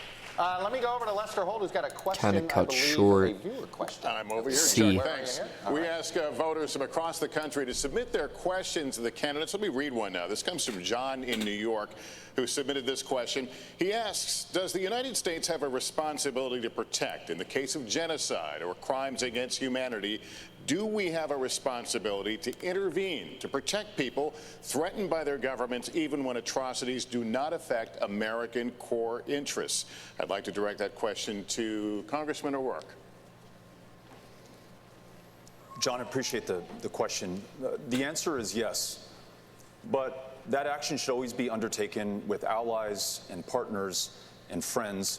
When the United States presents a united front, we have a much better chance of achieving our foreign policy aims and preventing the kind of genocide to which you refer, the kind of genocide that we saw in Rwanda, the kind of genocide we want to stop going forward. But unfortunately, under this administration, President Trump has alienated our allies and our friends and our alliances. He's diminished our standing in the world. Yeah, I heard He's made that us a weaker as a country, nationalist, less I able to think confront it's challenges, nationalist, whether or it's it's a far-right Iran candidate got or in, North Korea and or Brazil. Vladimir Putin in Russia, I don't know who much attacked about him, and though. invaded our democracy in 2016, and who President Trump has offered another invitation to do the same. He's embraced strongmen and dictators at the expense of the great democracies. As president, I will make sure that we live our values in our foreign policy. I will ensure that we strengthen those alliances and partnerships and friendships and meet any challenge that we face together. That makes America stronger. But what about the War Powers Act? Congressman O'Rourke, What about the War Powers Act being a part of that equation? With deep respect to the congressman, look, we've learned of painful lessons as Americans. Keep That it a we've see. gone Let's to see. war without congressional authorization. And look, this is very personal for me. I know the cost of war. My dad served in the Pacific in World War II in the U.S. Army.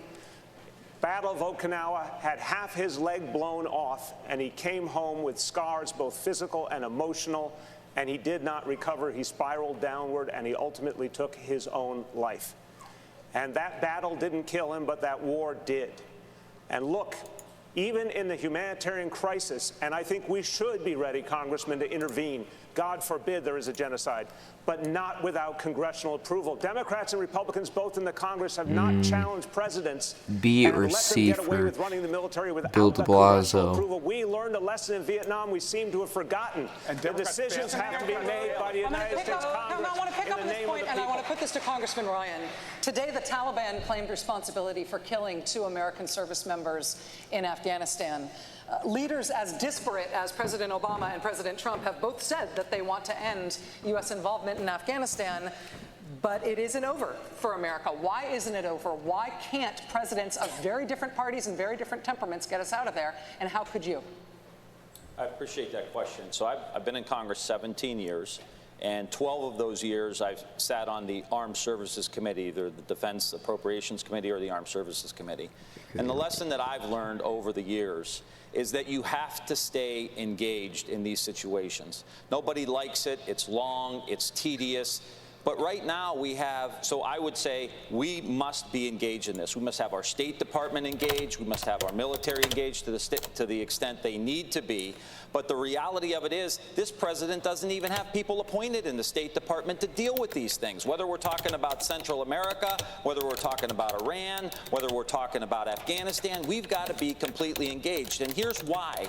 Because these flare-ups distract us from the real problems in the country. If getting drones shot down for $130 million because the president is distracted, that's $130 million that we could be spending in places like Youngstown, Ohio, or Flint, Michigan, or rebuilding. Congresswoman Gabbard, I'm going to give you 30 seconds, actually, to jump off what he said. He described engagement as the problem. Is that what you will tell the parents of those 2 soldiers who were just killed in Afghanistan? Well, we just have to be engaged. As a soldier, I will tell you that answer is unacceptable. We have to bring our troops home from Afghanistan. We are in a place in Afghanistan where we have lost so many lives. We've spent so much money that's coming out of every one of our pockets, money that should be going into communities here at home, meeting the needs of the people here at home. We are no better off in Afghanistan today than we were when this war began.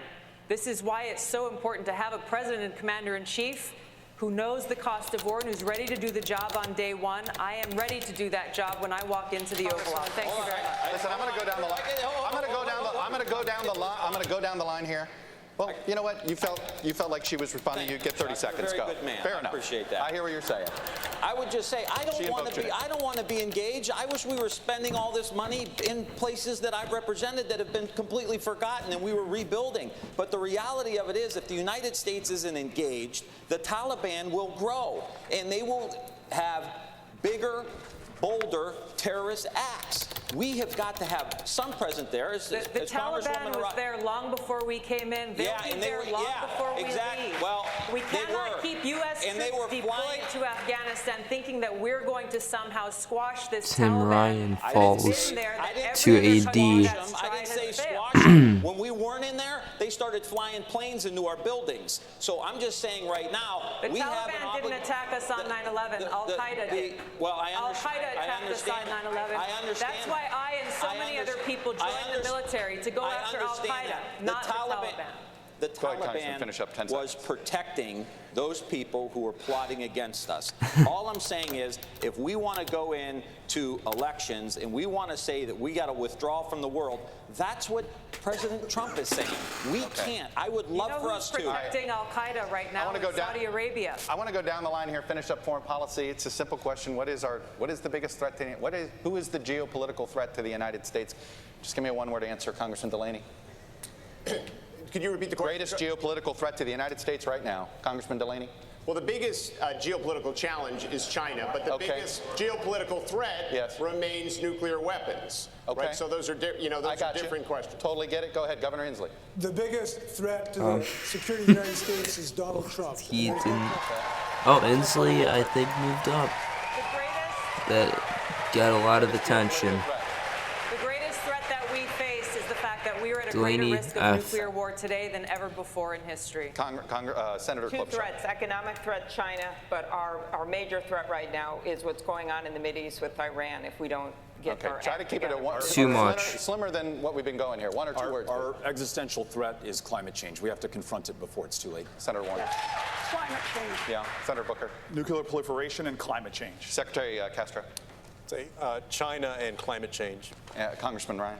China, without a question, they're wiping us Too around much. the world economically. And Mr. Mayor. Tim Ryan Russia, falls because they're trying F. to undermine our democracy, and they've been doing a pretty damn good job of it, and we need to stop them. All right, well, thank you for that wide variety of answers, and I mean that. No, I mean that that's what this debate is about. This is the best part of a debate like this. Congressman O'Rourke, Special Counsel Robert Mueller's report outlines multiple instances of potential criminal behavior by President Trump. House Speaker Pelosi has publicly and privately resisted any move toward impeachment in the House. If the House chooses not to impeach, as president, would you do anything to address the potential crimes that were outlined in Mr. Mueller's report? Yes, and I'll tell you why. How, by the way, if the answer is yes? Oh. One of the most powerful pieces of art in the United States Capitol is the Trumbull painting of General George Washington resigning his commission to the Continental Congress, at the height of his power, submitting to the rule of law and the will of people. That has withstood the test of time for the last 243 years. If we set another precedent now, that a candidate who invited the participation of a foreign power, a president who sought to obstruct the investigation into the invasion of our democracy, if we allow him to get away with this with complete impunity, then we will have set a new standard, and that is that some people, because of the position of power and public trust that they hold, are above the law.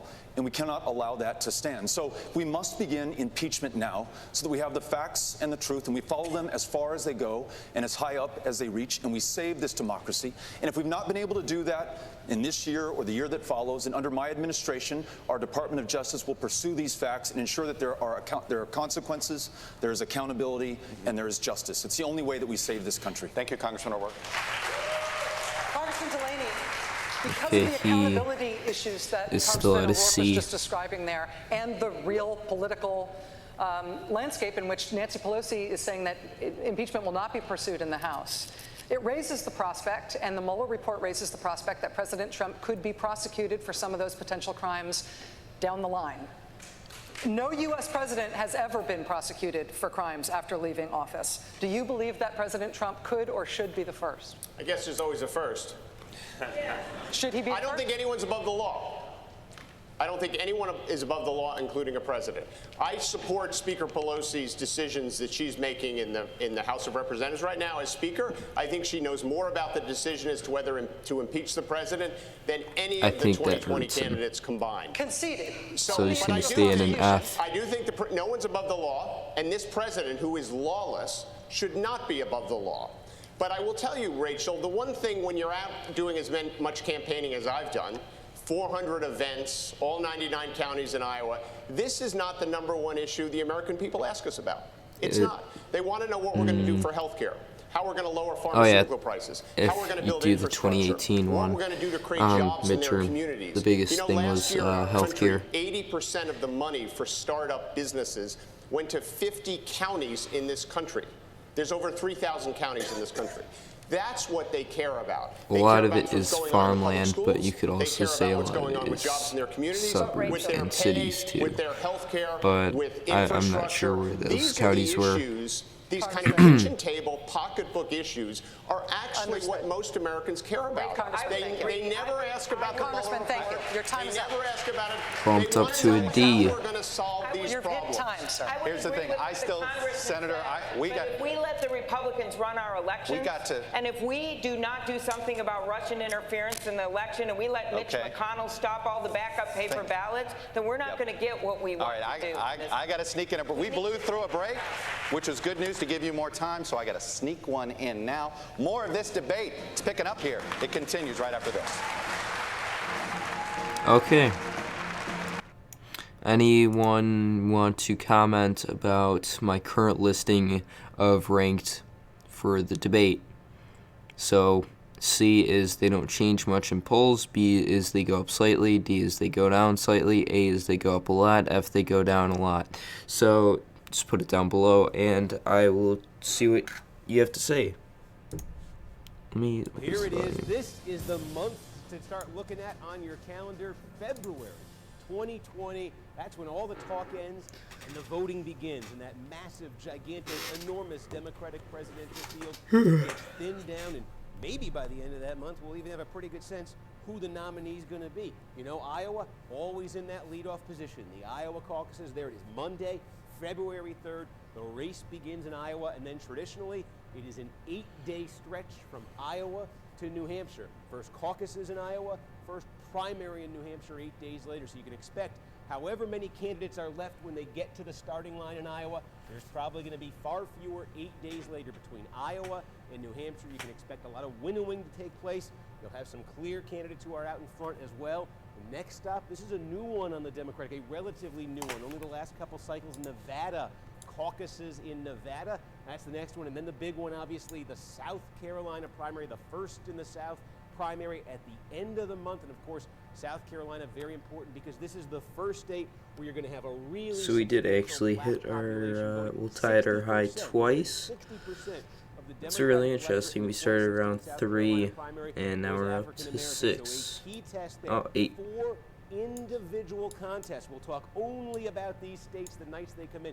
That's going to be February, but then flip the calendar. From the last day of February, look at this. Go into March, just a couple days later, Super Anything Tuesday. you guys want to comment about my ranking, we are in an intermission with the debate. All in the same. You got California, you got Texas, you got a bunch in the South, you got Massachusetts, Minnesota, all of these states, all at once. So February is going to produce some clarity in terms of who's a contender. Super Tuesday, mega primary. That could give us some real answers potentially in early March. I've been fighting these companies my whole life. Green coat can cause cancer. Tomorrow's debate is going to be super interesting. Between Joe Biden and Bernie Sanders, Harris and Buttigieg, that'll be super interesting, and how the smaller candidates will play in.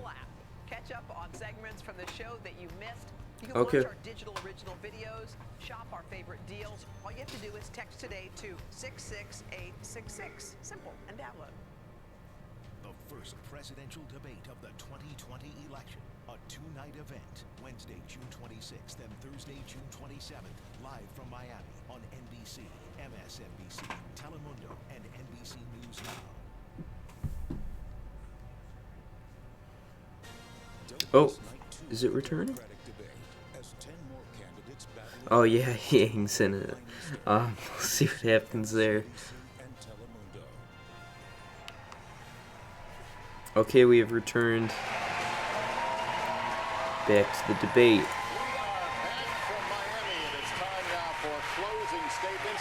Oh, this will be interesting. 45 seconds. We want to begin with former Congressman Delaney.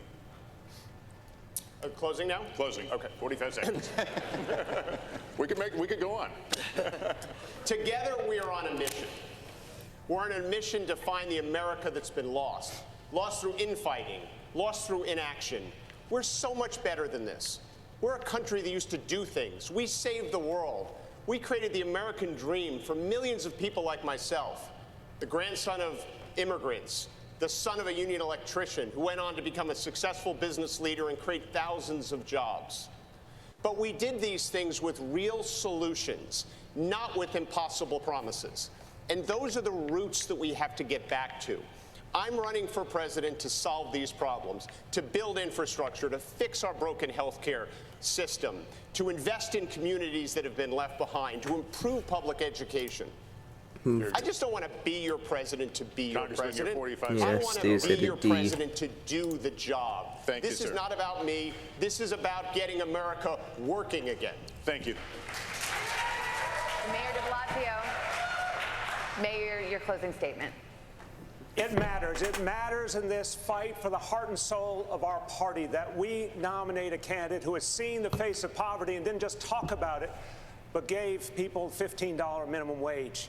It matters that we nominate a candidate who saw the destruction wrought by a broken health care system and gave people universal health care. It matters that we choose someone who saw the wasted potential of our children denied pre-K and gave it to every single one of them for free.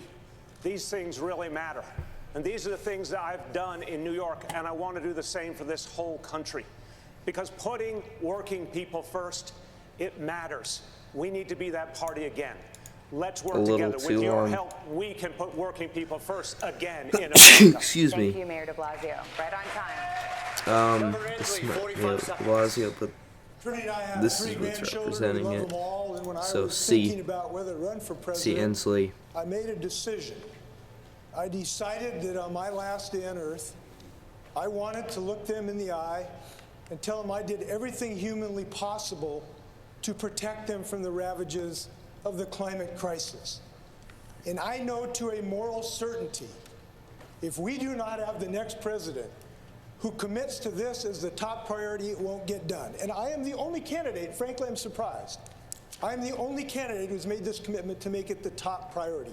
If you join me in that recognition of how important this is, we can have a unified national mission. We can save ourselves. We can save our children. Closing we can it save our with grandchildren. one topic. And we can save literally the life on this planet. I think that drops him down to a B. Congressman Ryan, you're 45 seconds. There's nothing worse than not being heard. Nothing worse than not being seen. And I know that because I've represented for 17 years in Congress a forgotten community. They've tried to divide us, who's white, who's black, who's gay, who's straight, who's a man, who's a woman. And they ran away with all the gold because they divided the working class. It's time for us to come together. I don't know how you feel, but I'm ready to play some offense. I come from the middle of industrial America, but these problems are all over our country. There's a tent city in LA. There's homeless people and people around our country who can't afford a home. It's time for us to get back on track. The teacher in Texas, the nurse in New Hampshire, the waitress in Wisconsin, all of us coming together, playing offense with an agenda that lifts everybody up. I will only promise you one thing. When I walk into that Oval Office every morning, you will not be forgotten. Your voice will be heard. Thank you. Congresswoman Gabbard, you have 45 seconds for your closing. You know, our nation was founded on the principles of service above self. People who fled kings who literally prospered on the backs and the sacrifices of people. Coming here to this country, instead putting in place a government that is of, by, and for the people. But that's not what we have. Instead, we have a government that is of, by, and for the rich and powerful. This must end. As president, our White House will be a beacon of light, providing hope and opportunity, ushering in a new century where every single person will be able to get the health care they need, where we will have clean air to breathe and clean water to drink, where we will have good paying jobs in a new green economy. Join me in ushering in this new century with peace, prosperity, opportunity, and justice for all. Congresswoman, thank you. Secretary Castro, you have 45 seconds, sir. Me llamo Julián Stays Castro in y A. estoy postulando por presidente de los Estados Unidos. The very fact that I can say that tonight shows the progress that we have made in this country. Like many of you, I know the promise of America. My grandmother came here when she was 7 years old as an immigrant from Mexico. And just 2 generations later, one of her grandsons is serving in the United States Congress, and the other one is running for president of the United States. If I'm elected president, I will work hard every single day so that you and your family can get good health care, your child can get a good education, and that you can have good job opportunities, whether you live in a big city or a small town. And on January 20th, 2021, we'll say adios to Donald Trump. Senator Klobuchar, the floor B. is yours. 3 things to know about me. First, I listen to people, and that's how I get things done. That is my focus. I have a track record of passing over 100 bills where I'm the lead Democrat, and that is because I listened and I acted. And I think that's important in a president. Everything else just melts away. Secondly, I'm someone that can win and beat Donald Trump. I have won every place, every race, and every time. I have won in the reddest of districts, ones that Donald Trump won by over 20 points. I can win in states like Wisconsin and Iowa and in Michigan. And finally, yeah, I am not the establishment party candidate. I've got respect, but I'm not that person. I am the one that doesn't have a political machine, that doesn't come from money. And I don't make all the promises I think that that everyone was up pretty- here makes. pretty but good. I can promise you this. D. I am going to govern with integrity. I'm going to have your back, and I'm going to govern for you. Thank you, Senator. Senador Booker, sus 45 segundos. Gracias. 50 years ago this month, my family moved into the town I grew up in because after being denied a house because of the color of their skin, it Talking was too activists, fast. mostly white activists, that stood up and fought for that. C. That's the best of who we are I as could America. And say why, that when right I away. got out of law school, I moved into the inner He's city got to of New York work on fight that as if a he tenant wants lawyer to for other get people's rights. everyone to hear I've taken what he's on saying. bullies and beat them. I've taken on tough fights, and we've won. And we win those fights not by showing the worst of who we are, but rising to who's best. Donald Trump wants us to fight him on his turf and his terms. We will beat him. I will beat him by calling this country to a sense of common purpose again. This is a referendum on him and getting rid of him, but it's also a referendum on us, who we are and who we must be to each other. It's time we win this election. And the way I'll govern is by showing the best of who we are, because that's what this country needs and deserves. Thank you. Congressman O'Rourke? Think he's put back at a B. Our daughter Molly Kind of turned fixed 11 his this ending. week. I'm on this stage for her, for children across this country, including some her same age who've been separated from their parents and are sleeping on concrete floors under aluminum blankets tonight. If we're going to be there for them, if we're going to confront the challenges that we face, we can't return to the same old approach. We're going to need a new kind of politics, one directed by the urgency of the next generation. Those climate activists who are fighting not just for their future, but for everyone's. Those students marching not just for their lives, but for all of ours. We'll need a movement like the one that we led in Texas. It renewed our democracy by bringing everyone in and writing nobody off. That's how we beat Donald Trump. That's how we bring this great country together again. Join us. This is our moment, and the generations that follow are counting on us to meet it. Thank you, Congressman. Senator Warren, you have 45 seconds for the final statement of the evening. Thank you. It's a great honor to be here. Never in a million years did I think I would stand on a stage like this. I was born and raised in Oklahoma. I have 3 older brothers. They all joined the military. I had a dream growing up, and my dream was to be a public school teacher. By the time I graduated from high school, my family didn't have the money for a college application, Stream just started. much Oh, less a chance for me to go to college. at least it is But I at got the my end. chance. Sorry about It was that. a $50 a semester commuter college. That was a little slice of government that created some opportunity for a girl, and it opened my life. I am in this fight because I believe that we can make our government, we can make our economy, we can make our country work, not just for those at the top. We can make it work for everyone, and I promise you this, I will fight for you as hard as I fight for my own family. All right, so that was the debate. This is my ranking Comment down below how you feel about this. I'm going to have the stream another 2 minutes, and I'll see what everyone thinks, and I'll close it down. Please go down, subscribe, and like. Hit the notification bell.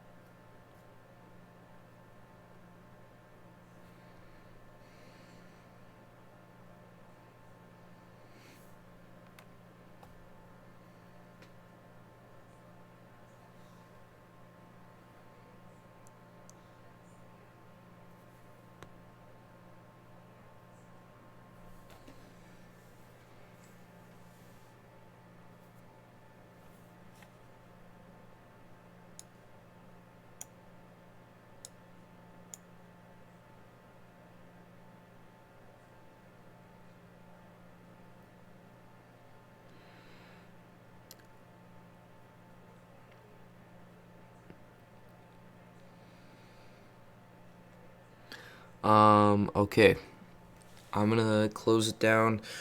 Please go like, comment, subscribe, hit the notification bell to get notified when new videos come out. Bye.